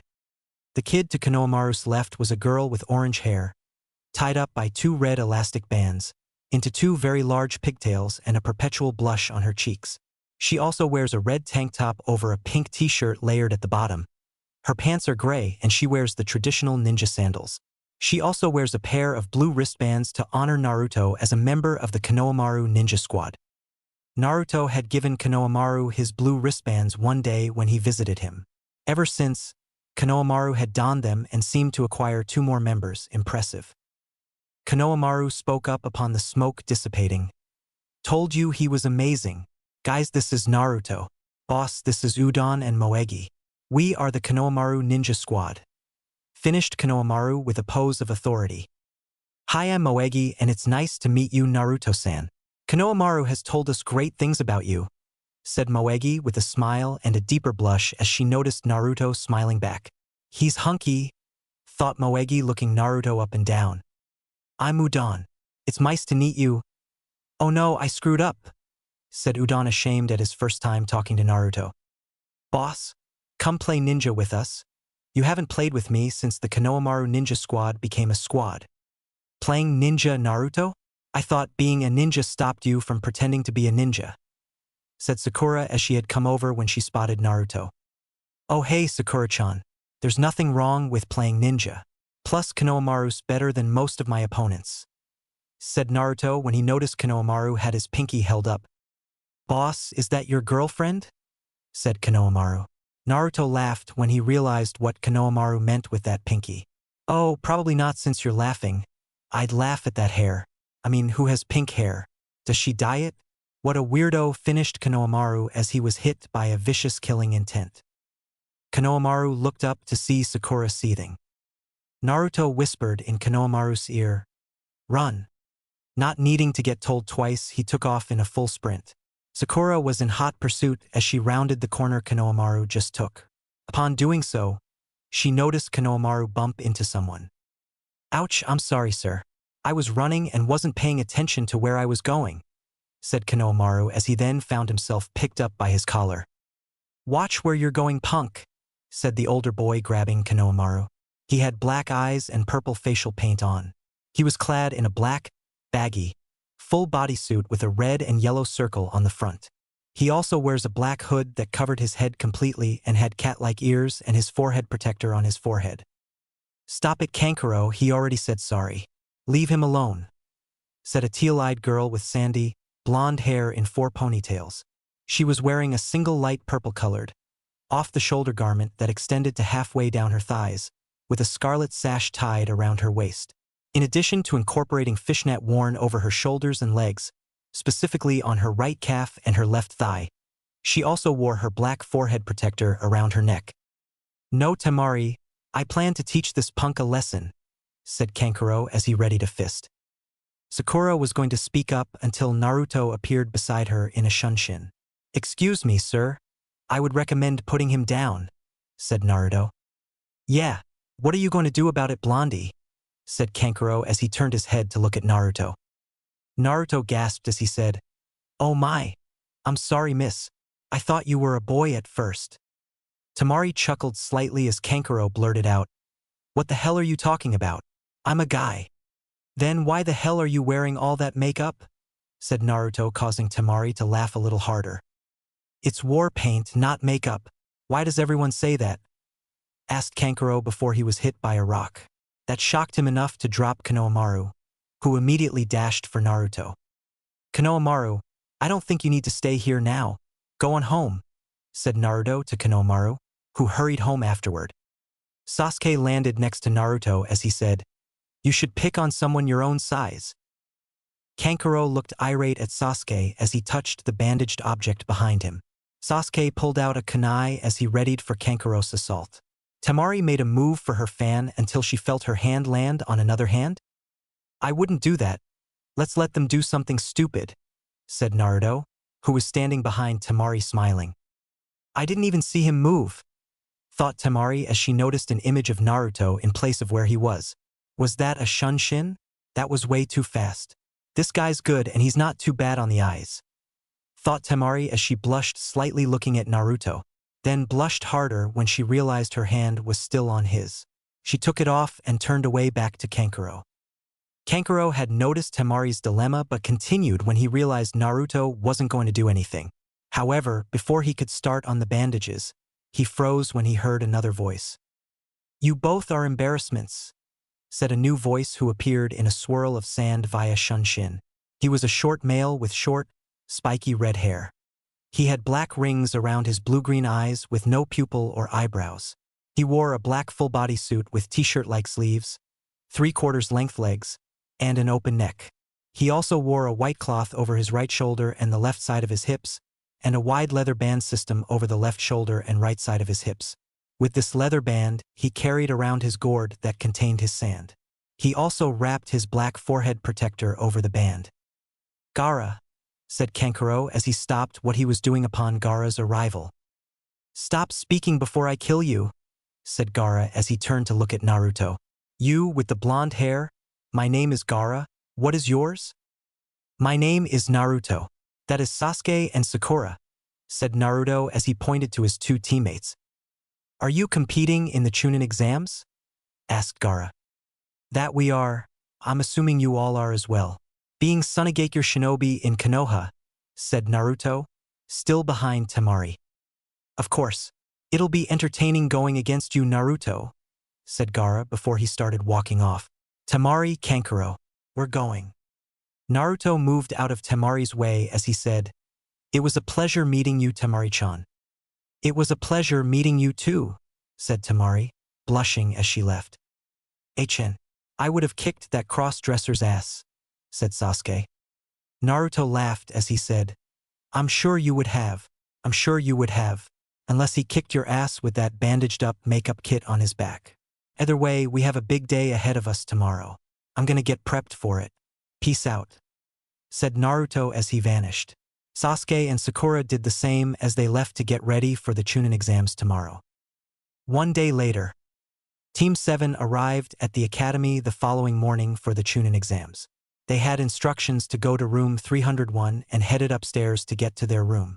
Upon arriving, they noticed they were only on the second floor and spotted a door with 301 on the sign. Immediately recognizing the Genjutsu and Henge, Naruto thought, must be a test. If Genin can't spot a simple Genjutsu like that one, they don't deserve to be in the exams. We should just Wakaru-Sasuke cut him from that thought when he spoke. Drop the Henge and Genjutsu.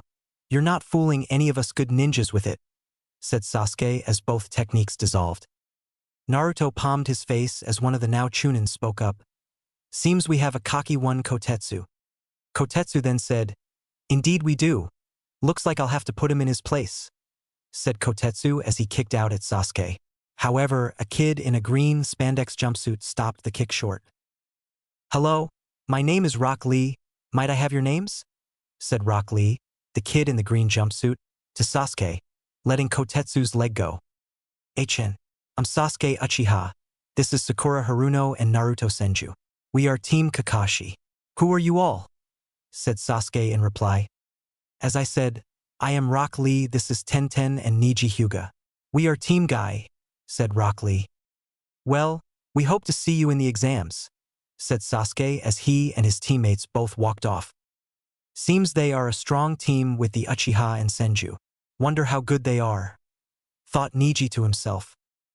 Damn, that Senju kid is smoking hot, but I'll beat his ass if we come across each other, thought Tenten as she and Niji noticed Rock Lee was gone. Team 7 was just about to turn the corner to room 301 when they heard a shout. Please stop, said Rock Lee as he landed behind Team 7. Sasuke Uchiha, I would like to challenge you to a spar. I am the best genin in the class this year and I would like to test my skills against you.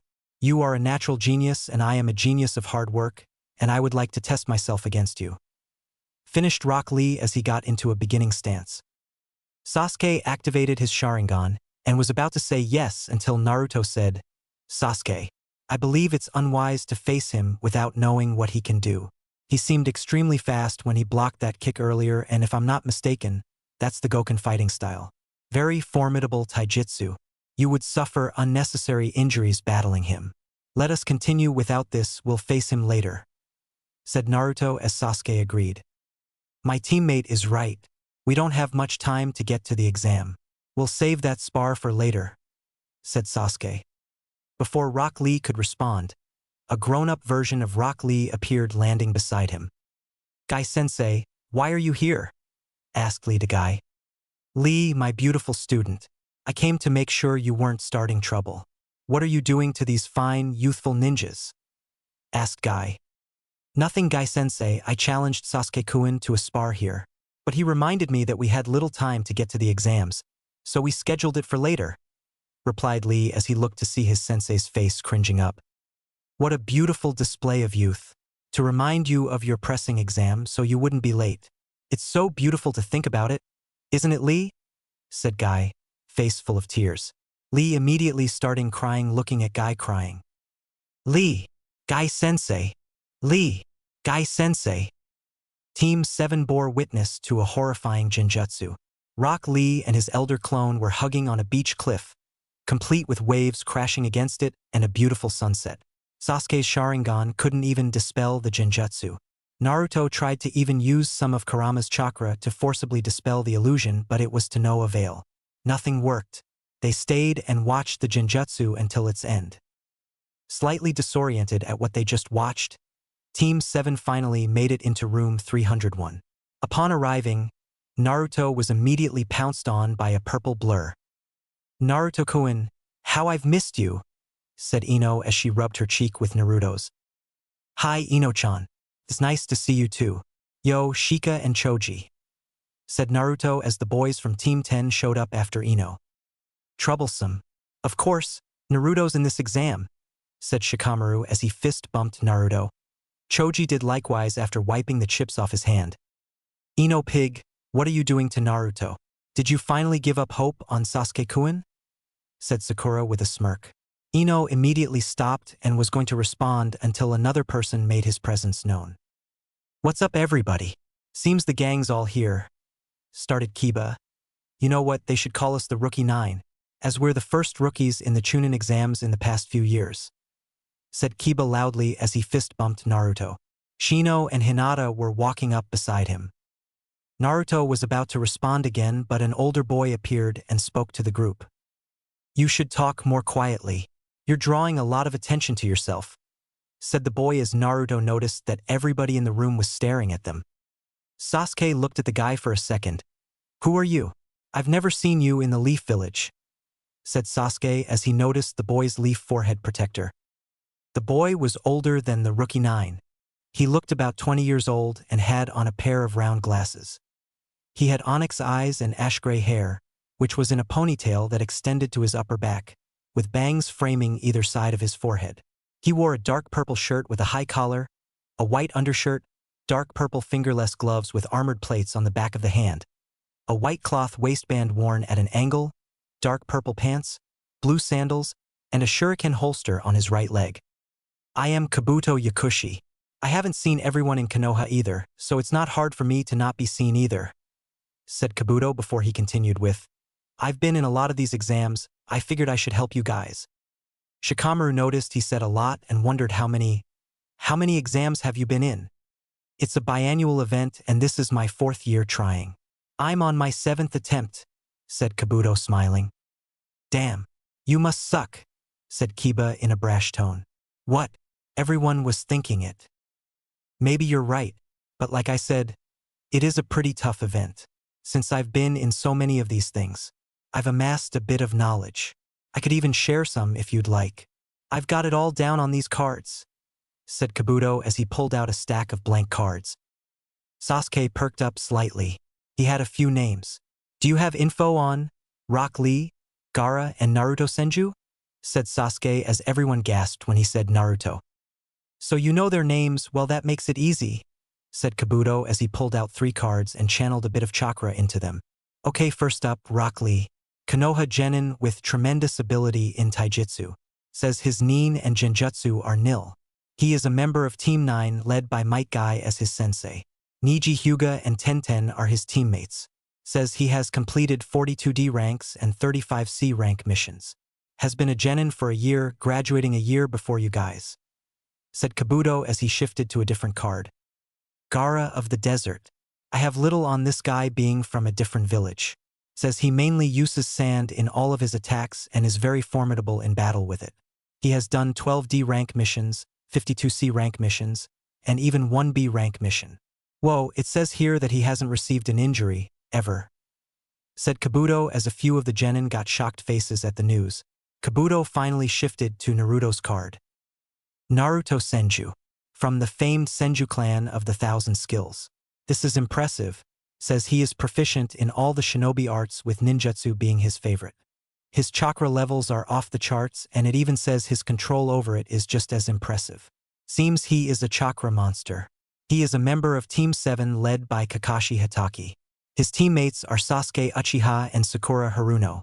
Says he has completed 48 D rank missions, 6 C rank missions, 1 B rank and even an A rank. Has been dubbed the hero of Wave, and he's only been a Genin for about 4 months. Quite impressive. He's probably the strongest person here," said Kabuto a little loudly when he claimed Naruto was the strongest. A gasp was heard from everyone in the Rookie 9 besides Team 7 and Shikamaru. Naruto was that strong? His team had gone on an A-rank mission. How did he become the hero of Wave? Troublesome. I already knew Naruto was that good. Now this guy had to go off and say it. Now Naruto has all these people in here targeting him. Oh well, I hope he gets taken out before he comes our way. But how does this guy know so much? Thought Shikamaru to himself. Glad I threw the focus to Naruto while also gaining more information on my enemies. Thought Sasuke. This guy knows too much to be a genin. Plus I can feel the bad vibes coming off him. I need to find a way to tell Gigi. Having information of that quality could make this guy a spy. Thought Naruto before he saw a mummy come past his face. The mummy's target was Kabuto as he threw a punch. Kabuto dodged it easily but soon fell to his knees as his glasses cracked. He's not the strongest one here, don't doubt us from sound, said the mummy to Kabuto. That instrument on his arm. Seems it emits a sound that damages the body. I'll have to look out for that. Thought Naruto before a poof occurred in the room. Sit down and shut up. I am Ibiki Marino, the proctor for this first exam. Welcome to hell, said Ibiki as he signaled for his helpers to place the genin in their seats and start handing out the tests. Naruto noticed that he was nowhere near his team. He was in the middle, Sasuke behind him in the back rows, and Sakura in the front. Seemed every team was split like that. As the tests got handed out, Ibiki gave out the rules for the first exam. You will all have an hour for this first test. You'll have 45 minutes for the first 9 questions on your test. In the last 15 minutes of your test, I'll give you the 10th question. If caught cheating, you and your team's disqualification and exam end are next. You may use whatever abilities you have to gain your answers though. Just remember to not get caught. Begin, said Ibiki as the clock ticked perfectly at 9 hours. Right on time. Naruto heard writing immediately as Ibiki said that. He looked down at his test and immediately realized something weird. These questions are way too hard for any mere genin to answer. I wonder if any jonin could answer them. The guy a row below and 3 seats to the left seems to not have trouble. Actually, I can see an imprint of a flak jacket on his shirt. He is a Chunin placed in here with the answers. So it seems they are testing our stealth for this exam. Clever. But I wonder what the 10th question is like. Oh well, might as well get my 9 questions over. Thought Naruto. Naruto waited for the Chunin to turn his paper over, signaling his finish. Naruto's foot merged with the wooden floor below him as he created a Moku Bunshin, would clone, into the floor. The Bunshin traveled underground with Doton, Murugikure no Jutsu, Earth style, hiding like a mole technique, to get underneath the Chunin's desk. Right underneath the Chunin's paper, the Bunshin's eyes appeared and took note of every one of his answers. It then proceeded to head back to its original undetected. After merging back with its creator, Naruto immediately received information from his clone. He then finished his test as he waited for the 10th question. Sakura had already known the answers to the test and was writing them down like the boss she was. Finally, all the knowledge that I studied hard for is paying off. And they thought I was a weirdo for trying to learn everything. Thought Sakura as she swiftly finished her 9 questions. Sasuke noticed, just like Naruto, that there were Chunin with the answers sitting in the exam. He activated his Sharingan and began copying the Chunin's pencil movements to get the answers. Worked like a charm. Eventually, the 45 minutes were up and Ibiki stood up to give the 10th question. Listen up, maggots, there are rules to this question. First off, if you decide to stay for this question and miss it, you will immediately fail and you and your team are all gone. Secondly, if you do fail this question, you cannot take another Chunin exam ever again, said Ibiki as he heard gasps and a shout. Some genin have been here before, how is that possible if they missed the question? Said a genin from Amigakure. This is my exam. I make the rules, so deal with it. Now is there anyone who wants to leave? If you leave now, none of that applies to you and you can always take another test at a later date, said Ibiki as he watched about another 8 teams leave. Seems 28 teams are still in the exam, 84 kids. Enko will never let me live this down, thought Ibiki as he looked at Naruto. You sure you want to stay, Blondie? This is your last chance, said Ibiki as he saw Naruto smile a little. I wouldn't mind. Being a Chunin or higher is not necessary to become Hokage. However, my teammates need me here and I have a bigger prize for becoming a Chunin. This test won't stop me. Not to mention that I figured out your test, said Naruto. Oh, and what would that be? Said Ibiki. This is a test to see if we had Chunin-level abilities in stealth. Hence, the task of trying to gain answers in a crowded room with spectators watching us, said Naruto as he continued with, your 10th question is also a test. A test to see if we had the willingness to go on with the risks. As Chunin, we may have to go on missions that have risks as severe as the one you gave us. You're trying to find the ones who would stay, and that would mean we passed the 10th question, as staying was the answer to it. Finished Naruto, who received a high five from Kiba in the row behind him. Damn, that kid is good. That was definitely Chunin-level thinking. Kids going places, thought Ibiki before he began to say, well, the brat's right. Anyone still here has passed. Congratulations on passing the first exam. Before the next proctor comes, I want to tell you the dash. Boom. Ibiki was interrupted when the wall exploded and a huge banner came flying in. Accompanying the banner was a woman with violet hair and light brown, pupil-less eyes. She was wearing a tan overcoat with a purple inseam, which has a pocket on both sides, and complete with a fitted mesh bodysuit that stretches from her neck down to her thighs. She wears a dark orange miniskirt, as well as a forehead protector, a small pendant that looks like a snake fong on a thick cord, a wristwatch, and pale gray shin guards. She also wore a dark blue belt around her waist that connects to her skirt that has an appendage-like sash. On the banner was a sign that said, the sexy and single Anko Mitarashi. Hello kitties, I am your proctor for the second exam. Anko, said Anko as she stared at the Genin. Your arrival was early, said Ibiki as the clock struck 10 hours at that moment. You also let 84 brats pass, so it's fine. I'll cut em in half at least before the third exam, said Anko. You have 15 minutes to get to training ground 44, which is a straight line through this wall. Move it. Finished Anko as she disappeared with a puff of smoke. Well, damn, she's hot, said Kiba as he and Naruto shared another high five as they saw how good Anko looked in her clothing. They were 14 years old, who wouldn't notice Anko's hot body, especially in that outfit. Soon all the Genin were out of the room and headed toward training ground 44. 15 minutes later, Anko appeared and proceeded to hand out instructions for the next test. Welcome to my home, brats. This is training ground 44, better known as the Forest of Death. Anko smirked at seeing the Genin's shocked faces. However, she did notice that Naruto wasn't caring in the least. Seems he needs some more motivation, thought Anko as she threw a high-speed kunai at Naruto. The kunai was so fast that no one even saw Anko move her arm or see the kunai fly through the air. A few did, including Naruto, and as a result, Naruto leaned his head to the side as the kunai flew by his face. He then felt Anko appear behind him with another kunai at his cheek. Seems I can't scare you with this big, scary forest. So I'll have to do it myself, said Anko. She was about to press the kunai closer to Naruto's cheek when she felt a kunai on her inner thigh. Seems you can't either. Thanks for the warning though, but I believe I'll be safe, said Naruto in a whisper so no one else heard him. The kunai was also situated where nobody could see either. Hell yeah, I handled that like a champ, thought Naruto before he lost his composure completely. Anko had moved closer to Naruto, which pressed her ample chest into his back and placed her lady business over his hand and kunai. Seems I can't. If only you were a little older, brat, you might have gotten a prize. I saw you high-five that dog boy after his comment on my looks, said Anko as she licked Naruto's face with a long tongue. Naruto immediately stiffened and turned red. She's not wearing underwear, thought Naruto, flustered for the first time in his life. Still got it, thought Anko as she immediately pointed a kunai at the most creepy-looking Genin she had ever seen. She wasn't weird-looking. She just looked too normal. It was creepy.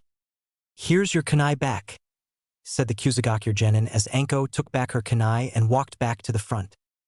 Now for this exam, each of you will be handed a scroll, said Anko as she held up 2 scrolls. You'll either get an earth scroll or a heaven scroll. Whichever scroll you get, your team must get the opposite. After obtaining the other scroll, your team must make it to the center of the forest with both scrolls to pass. You'll each be given a gate to go ahead from where you will sign a death waiver. Anything goes in the forest, and the death waiver is so we're not blamed for your lack of skills. Goodbye for now, finished Anko with a wink at the still red Naruto. I can still feel the warmth, thought Naruto, cut from his musings by a tug from Sakura. Team 7 arrived at their gate and a ninja gave them their earth scroll, which Naruto gladly took. Soon Anko sounded the horn that started the second exam. Chapter 8, Forest of Death. It had been about 3 hours since the start of the exam. Team 7 was leaping high above the ground, from treetop to treetop. Team 7 eventually came to a stop as Naruto landed in the middle of a clearing. "Naruto, why did you stop?" asked Sasuke as he landed next to Naruto. Naruto put a hand behind his head and turned around with a sheepish look. "I have to pee."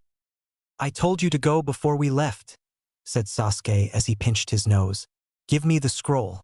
Don't need you to get ambushed." Naruto handed Sasuke the team's earth scroll. Naruto was about to take off until he heard Sakura voice her concerns. "Why Sasuke-kun? Naruto's still the strongest. He'd have a better chance going against a whole team than me and you together," said Sakura before she saw Naruto shiver slightly. Naruto looked toward Sakura with a creeped-out look. "Sakura-chan, I would freeze up. That's a fear of mine. Fighting someone with my junk out." Naruto shivered once more. "I've never pissed the same since Kakashi-sensei brought that up." Naruto disappeared into the wilderness as Sasuke and Sakura conversed for a bit. About 4 minutes later, Naruto appeared back in the clearing. "Yo guys, I'm back. Let's get to this," said Naruto as he landed. Sasuke nodded as Sakura said, "Naruto, you didn't give me a kiss before you left." "What? Am I not your girlfriend anymore?" said Sakura with a pout. Naruto looked shocked for a second until he said, "Sorry, Sakura-chan. Slipped my mind." Naruto puckered up and leaned in for a kiss. Instead of lips, he met a foot. That foot was a part of Sasuke's leg. "Whoa, what's going on, Sasuke?" said Naruto as the kick sent him sailing back. Sasuke looked bored as he said, "You're a terrible henge user first off. Naruto has 3 stripes, not 2 on his sleeves. Secondly, Naruto would have dodged that kick, you trash ninja. Thirdly, we already knew you were here. Naruto's a censor, he found all 3 of you. Him saying he had to pee alerted us to your presence. Me and Sakura made that girlfriend thing up to test for the real Naruto and sadly, you failed." Finished Sasuke as Naruto looked shocked. Sasuke then tied up the hurt Naruto. "1 kick and you're already finished. You must not dance well." Not a second after Sasuke finished speaking, 2 Amekigure Genin came flying into the clearing. Though they were unconscious and tied up, another Naruto followed after them as he came jumping back into view with his teammates. Naruto handed Sasuke 100 Ryo as he said, "Damn, I was too slow. Shouldn't have taken that piss." Naruto dropped his henge. "Seems we were careless," said the now revealed Amekigure Genin. Naruto showed his teammates the earth scroll he acquired from the aim Genin he was facing. "Seems it is useless, but the more scrolls we have, the less people who pass. Sorry." Finished Naruto as he knocked the last Genin out cold. After tying the aim Genin to a tree, Team 7 was once again jumping through the forest. About 30 minutes later, they made contact with another team, and a huge snake. "That's a big snake," said Naruto, surprised he couldn't sense it beforehand. The snake's ambush took Naruto far away from his teammates as they disappeared through the forest. Sasuke and Sakura were immediately on edge when they noticed the 3 Kyuubi Genin standing in front of them. It was the creepy-looking girl again. She said, "You 2 deal with the Senju kid. Kill him if you can. I'll deal with these 2. Following orders, both Kyuubi Genin disappeared, following Naruto and the snake summon. Upon seeing the 2 other ninjas leave, Sasuke asked a question.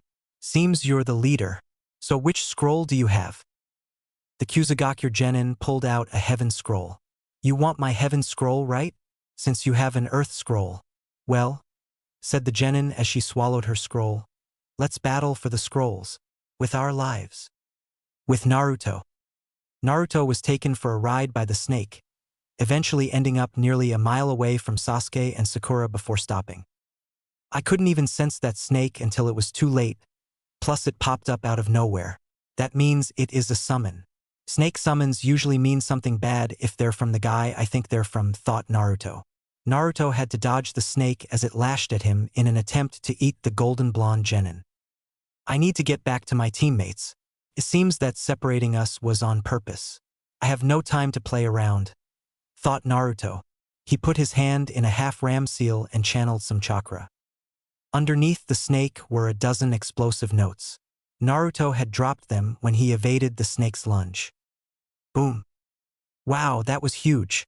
That snake is gone for real, said Naruto. Naruto whipped out a kunai as he blocked the strike from the arrival of a Kyuubi Genin. Seems you're pretty good. However, there are two of us, said the Genin who was clashing kunai with Naruto. Naruto looked shocked as he spotted the other Genin. Hello Naruto Senju. We are here to end you. Our leader said you must die, so be gone, said the Genin not clashed with Naruto. That Genin pulled out a sword as he lunged at Naruto. The sword pierced Naruto cleanly through the stomach. The two Genin smirked at the sight of Naruto's facial expressions, but those smirks dropped when they noticed Naruto turn into mud. Both Genin felt a hand grab their leg. Doton, Shinju Zanshu no Jutsu, Earth Style. Double suicide decapitation technique, said Naruto underneath both Genin. He then proceeded to drag both Genin up to their necks in the ground. Thank you Kakashi-sensei, thought Naruto as he popped out of the ground behind the two immobilized Genin. Seems I am pretty good, said Naruto as he took the sword dropped by the Genin. Before I kill you, who is this leader out to kill me? Asked Naruto as he faced one of the Genin. I won't tell you anything, you Konoha scum. You may as well started the Genin until Naruto cut him off by piercing him through the eye, killing him immediately. Well then, on to you. Who do you work for? I may not kill you if you tell me, said Naruto as he stared at the remaining Genin. The Genin was absolutely terrified. He had just killed him. Legitimately killed him, no torture, nothing. He had no chance at all. He wasn't going to make the same mistake. He needed to live. Orakorochimaru, said the Genin trembling. I figured as much, said Naruto as he killed the Genin as well. I do not like killing, but it is necessary. I will kill any traitor to the leaf or anyone who works for that traitor, said Naruto as he channeled a massive amount of chakra. He was gone in a high-powered shunshin. With Sasuke and Sakura. The Kyuubi ninja pulled down her eyelid as she said, Let's begin. Sasuke and Sakura were immediately assaulted by visions of their death. The visions were so shocking that they were both paralyzed immediately. Is this a genjutsu? Thought Sasuke in a panic. No, this is just killing intent. The intent is so powerful that it's induced fear on this scale. We have to get out of here. Seems neither of you can move. Pitiful, said the Kyuubi ninja as she threw two kunai at Sasuke's and Sakura's heads. Sasuke had somehow managed to take out a kunai, which he proceeded to use for stabbing his own leg. That shock to his system enabled his body to respond to his commands. He immediately rescued Sakura while dodging both kunai and fled behind a nearby tree. The Kyuubi ninja smiled slightly. He stabbed himself in the leg to allow himself control over his body. Seems he is more special than I thought. After being rescued, Sakura looked to Sasuke. Sasuke-kun, you saved. Sasuke placed a hand over Sakura's mouth, keeping her from talking and potentially giving away their position. He then placed a finger over his mouth in a shushing way. We must run before we are found again. Where is Naruto? He'd really be of help in this situation, thought Sasuke. So into his thoughts, he barely dodged the snake that had appeared in between him and Sakura. Damn it. I was panicked so much that I forgot to check my surroundings. Now she's found us again. The snake then opened its jaws as the Kyuubi Genin appeared coming out. Sasuke threw a dozen kunai into its mouth to catch the ninja off guard. It was all for naught as the Genin just burst out of the side of the snake. You shouldn't relax for even a moment. Prey should always try to run in a predator's presence, said the Genin as she slithered towards Sasuke. However, before she could get there, she halted due to a barrage of shuriken landing in between her and Sasuke. "Sorry, Sasuke. Didn't mean to take so long," said Naruto as he landed on a nearby branch. "Naruto," said Sakura, relieved at his arrival. That meant he had dealt with his opposition and he looked relatively unharmed. Must have been easy. Should have known he'd be here so soon. Those useless idiots stood no chance against him. Thought the Chunin. "Naruto, this ninja is way too advanced to just be a genin. She's on a totally different level than anything we've ever faced. We need to run away," said Sasuke. Looks like you successfully defeated that giant snake and my two teammates, Naruto-kun," said the Chunin. "Yeah, she is Orochimaru," thought Naruto before he said, "Seems you're picking on Genin now, Orochimaru-san." "What makes you think that I'm Orochimaru?" questioned the Chunin. "The snake summon at first. Only Konoha held that contract or used to, as Orochimaru took it away. Secondly, the way you move is reminiscent of a snake, meaning you use the Hibi-style taijutsu taught by the snakes which Orochimaru uses, but you could have taught someone those things. So I finally had your lackeys confirm my suspicions before I killed them," finished Naruto as he made eye contact with Sasuke's Sharingan for a moment. The Chunin showed no outward reaction at the deduction but inwardly grew pleased. That kid is incredible. To be able to deduce things so easily, and with only one look. That's thinking on a level fit for a Hokage. He's too good. Even getting the information out of my subordinates that fast. Boy must have incredible talent. If only his body could be mine. That damnable bijou would possibly mess up my transfer. And even my curse seal. Too bad. Looks like I'll have to dispose of him as he'll become a major threat in the future. Or maybe I could get him to side with me? Thought Orochimaru, still disguised as the Chunin. Orochimaru, the S-rank missing nin from Konoha. One of the legendary Sannin, we stand no chance. I'll just give him the scroll. Naruto already has another Earth Scroll, so why bother with him? Thought Sasuke as he took out the Earth Scroll. "Here, I will give you the scroll. Please, take it and leave us," said Sasuke as he tossed the scroll toward Orochimaru. The scroll only made it halfway when Naruto snatched it out of the air. Instead of a lecture of why Sasuke was a punk, Orochimaru became shocked to see a fireball coming his way. "They tricked me. They knew I'd be expecting Naruto to scold Sasuke, but it was actually a feint. A feint to hide Sasuke, long enough for him to fire off a jutsu. How did he tell him the plan?" pondered Orochimaru before it hit him. When they made eye contact, Sasuke must have placed him under a genjutsu to figure out a plan. Fantastic teamwork, thought Orochimaru as he easily evaded the fireball. "Impressive you too. I expected no less," said Orochimaru as he bit his thumb and ran it along a tattoo on his arm, which was really a seal. "Kuchios no jutsu, summoning technique," said Orochimaru, slamming his hand on the ground. Another huge snake appeared with Orochimaru atop its head as it stared menacingly out at the three genin in front of him. "Not this again," said Naruto as he dodged the snake's assault at him.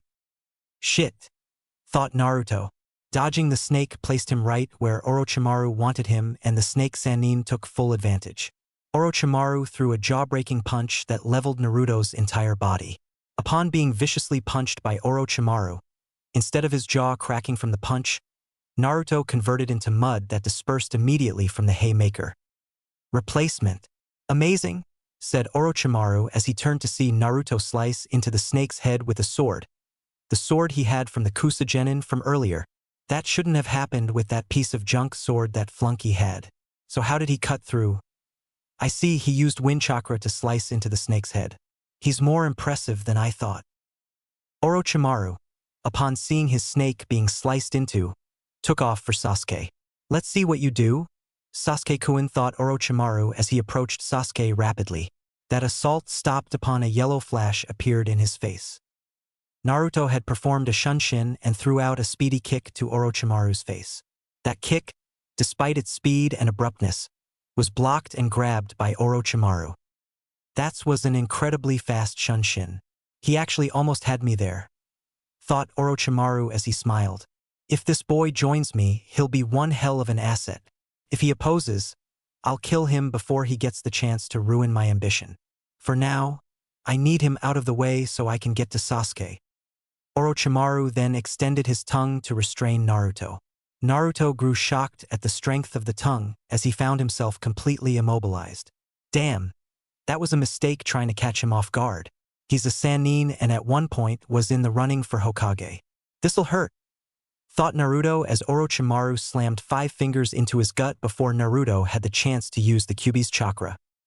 Gogyo Fuin, 5 elements seal, thought Orochimaru.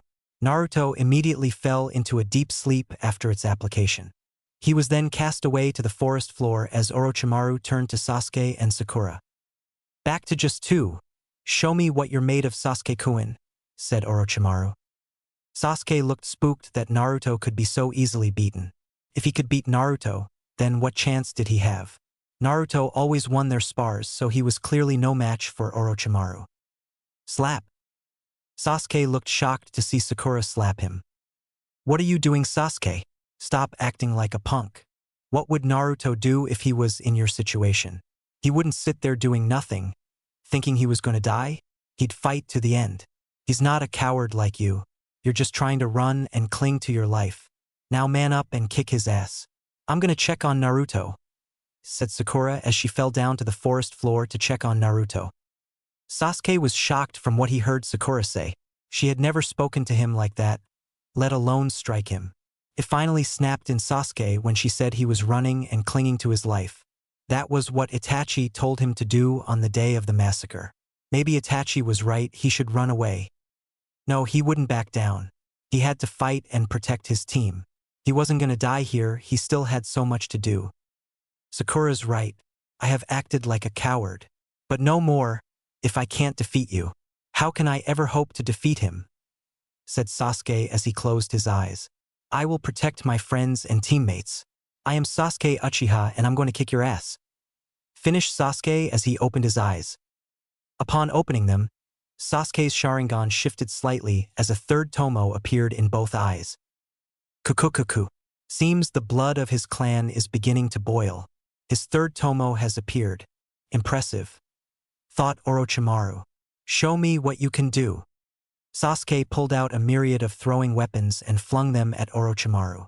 Despite that, Orochimaru easily slithered out of the way to avoid all of them. I can see, thought Sasuke as he saw Orochimaru's movements perfectly.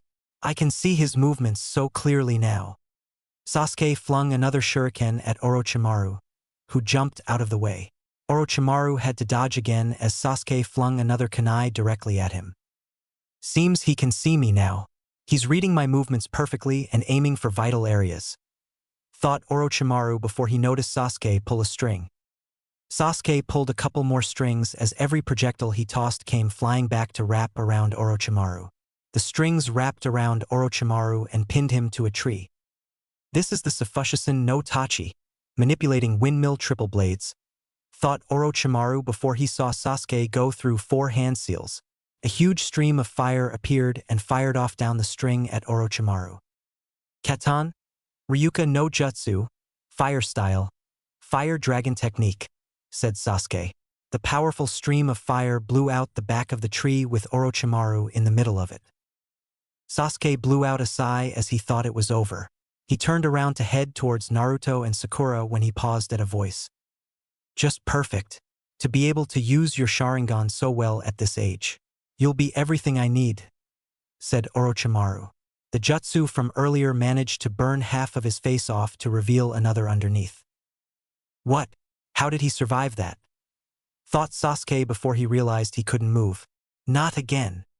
Sasuke-kun, I had fun testing your abilities. You and Itachi are truly brothers, though I can tell you have a higher ceiling than him, said Orochimaru. Orochimaru threw up his heaven scroll and then proceeded to burn it in his palm. Are you really Orochimaru of the Sannin? Asked Sasuke, struggling to move his body. Yes, I am. Naruto-kun already figured that out. Of course he's better than you, so it's not far-fetched to see him figure it out faster. However, I can give you the power you want. The power to surpass Naruto and kill Itachi, said Orochimaru as he placed his hands in a unique tiger seal. Orochimaru's neck stretched out far toward Sasuke as he bit down on his neck. After a few moments, Orochimaru removed his teeth from Sasuke's neck and recoiled his neck back to its original length. A black seal, that took the shape of 3 tomo, began to appear on the back of Sasuke's neck. After its appearance, Sasuke immediately screamed in pain. Eventually Sasuke blacked out from the pain and anguish of the new seal. Sasuke will seek me for power. He'll need my guidance to ever hope to catch Naruto Senju, thought Orochimaru as he looked down at the prone Naruto. I would kill him myself as he could throw a wretch in my plans, but then the Akatsuki will come after me for tampering with their property. So he'll live today. I'll let the sound trio in these exams handle those 2. Maybe I can get both to join, though one would be more than enough. Orochimaru then sunk into a tree to leave the area. One day later. It had been a day since Team 7's encounter with Orochimaru. Sakura had retrieved Sasuke and taken him and Naruto to a clearing. Naruto and Sasuke were still unconscious though from yesterday's run-in with Orochimaru. Sakura had administered first aid and medical ninjutsu to help, but sadly, she wasn't advanced enough to awaken them. She could only keep them underneath a tree as she waited for any sign of them waking. Sakura had set traps in the area to make sure her teammates remained safe for when enemies showed up while she wasn't alert. A squirrel appeared in the area and Sakura fired a kunai at it. The squirrel had almost set off a trap prematurely and luckily she scared it enough to get it away from the area. Sakura then had a heart attack as she heard a voice whisper. Sakura-chan, don't acknowledge that I'm awake. There's an explosive note on that squirrel, meaning there are enemies in the area. Whatever Orochimaru did to me affected me good as I can feel my chakra going haywire. I won't be of much help to you, said Naruto. Must have been the seal he placed on me. Placing an odd number seal over an even number seal creates an imbalance. I can't even talk to Kurama. I need to find a way to get this off, thought Naruto as he remained still. Shortly after Naruto's announcement, 3 new arrivals appeared in the clearing. It was the trio from Sound. Hello, have you been up all night? Asked the mummy of the group as his teammates flanked him on both sides. But don't worry, you can rest now. I, Dosu, and my teammates, Zaku and Kin, are here to kill Sasuke Uchiha and Naruto Senju. Sakura, be careful. I'll help you as best I can, said Naruto before he felt another presence rapidly approaching. I know Orochimaru is pulling the strings, said Sakura as the Sound trio looked shocked. What does he want with Sasuke-kun and Naruto? What is this mark on Sasuke-kun's neck? Asked Sakura as she pulled out a kunai. I wonder what he's thinking, said Dosu as he pondered Orochimaru's thought process. You give the kid a cursed seal, but want to kill him? Oh well, they were here to kill them, so that's what they'll do. It doesn't matter. We were given orders to kill those 2, and I'm going to do it. I'll even kill this girl, said Zaku. He was about to run toward her when Dosu stopped him. Wait, Zaku, she set a booby trap. That's why she threw that kunai at the squirrel. You didn't notice the explosive note, you were just protecting your pitiful trap. You're a talentless girl who should have left to save her own life. Kill her, said Dosu as the trio jumped over the trap. The trap proved to be fake as Sakura smirked while cutting a wire next to her. That wire triggered a huge log to come barreling toward the airborne trio. However, Sakura's smirk dropped when the log exploded from Dosu merely touching it. As I said, you're a talentless girl. People like you have to work harder to face guys like us, said Dosu as he and his team were still heading for Sakura. Their progress stopped short of Sakura as several well-placed kicks from a green blur ended their approach. Konoha Senpu, Leaf Whirlwind, came the voice and arrival of Rock Lee as he landed in front of Sakura. I guess you guys should work harder as well, said Lee as he stood in the beginning stance of the Goken fighting style. Who are you? Asked Dosu. I am Konoha's beautiful green beast, Rock Lee, said Lee as he then addressed Sakura. Do not fear, Sakura-chan. I will protect you with my life. I'll always be there when you're in trouble. Sakura became shocked when she realized Lee was assisting her. Well, thank you for saving me and my team, said Sakura as Rock Lee nodded before turning back toward the Sound trio. Zaku, you take out Sasuke and Naruto. They're both down, so it should not fail to get past the girl, said Dosu as he tossed a heaven scroll to Zaku. I'll take the new guy. Rock Lee wanted to face all three of them at the same time. But due to Dosu's jutsu, his attention needed to be focused squarely on him. Sorry, Guy-sensei. I'll have to use that move. I can't let Sakura-chan get hurt, thought Lee as he unwrapped his bandages slightly. Lee vanished to appear underneath Dosu and kicked him under his chin. The kick launched Dosu into the air where Lee appeared behind him. Dosu then found himself wrapped up in bandages and tilted headfirst toward the ground. Omote Renge, front lotus, said Lee as he hugged Dosu and plummeted them toward the ground. When he smashed Dosu into the ground though, it felt odd. Heh, seems I made it just in time, said Zaku as he had his hands planted into the ground. He had pushed air into the dirt to create a softer landing for Dosu. To think that technique was still that powerful, even on a sponge surface, said Dosu as he got up. However, it's my turn. Finished Dosu as he charged at Rock Lee. This is bad. My bodies, thought Rock Lee as he dodged Dosu's punch. He was still stricken by his melody arm, the same as Kabuto. Rock Lee fell to a knee as the jutsu took effect. He looked up slightly in pain to see Dosu staring at him. You may move at high speeds, but our abilities move at the speed of sound. Dosu raised his arm as he said, I'll show you a wall that you can't surpass with hard work alone. Before Dosu could strike down Lee, a yellow flash appeared. Along with that flash was a high-speed kick that sent Dosu sailing past his team into the woods behind them. Sorry for my tardiness, said Naruto as he placed his leg back down. It took a while to gather the ability to use a technique. Thank you for protecting us, Lee. I'm grateful. Before anything else could start, a strong chakra burst into the clearing. Naruto turned to see Sasuke basked in a vile, purple chakra. Sasuke also had black flame-like patterns appear on his skin. That's what Sakura meant by the mark he received from Orochimaru. Seems it gave him a power boost, but there has to be a catch to all that power, thought Naruto as he saw Sasuke stand and look at his surroundings. Sakura, said Sasuke as she looked happy to see him awake as well. However, Sasuke also noticed that Sakura looked to have been in a fight. And it was true, in the brief moment Lee was fighting with Dosu, Sakura had been going against the other two from sound. Who did that to you? Asked Sasuke. Zaku, wanting to goad Sasuke, responded with, I did, chump. What are you going to do about it? Zaku placed his palms toward Sasuke and said, Zankaha, decapitating airwaves. A powerful stream of air blew towards Sasuke, ripping up the ground as it bellowed toward him. Once the dust cleared, Sasuke's body was nowhere to be found. Heh, he wasn't so tough. Now for the Senju, said Zaku as he pointed his hands at Naruto. Katan, Hozenka no Jutsu, Fire Style, Phoenix Sage Flower Technique, came the voice of Sasuke as a dozen fireballs flew toward Zaku.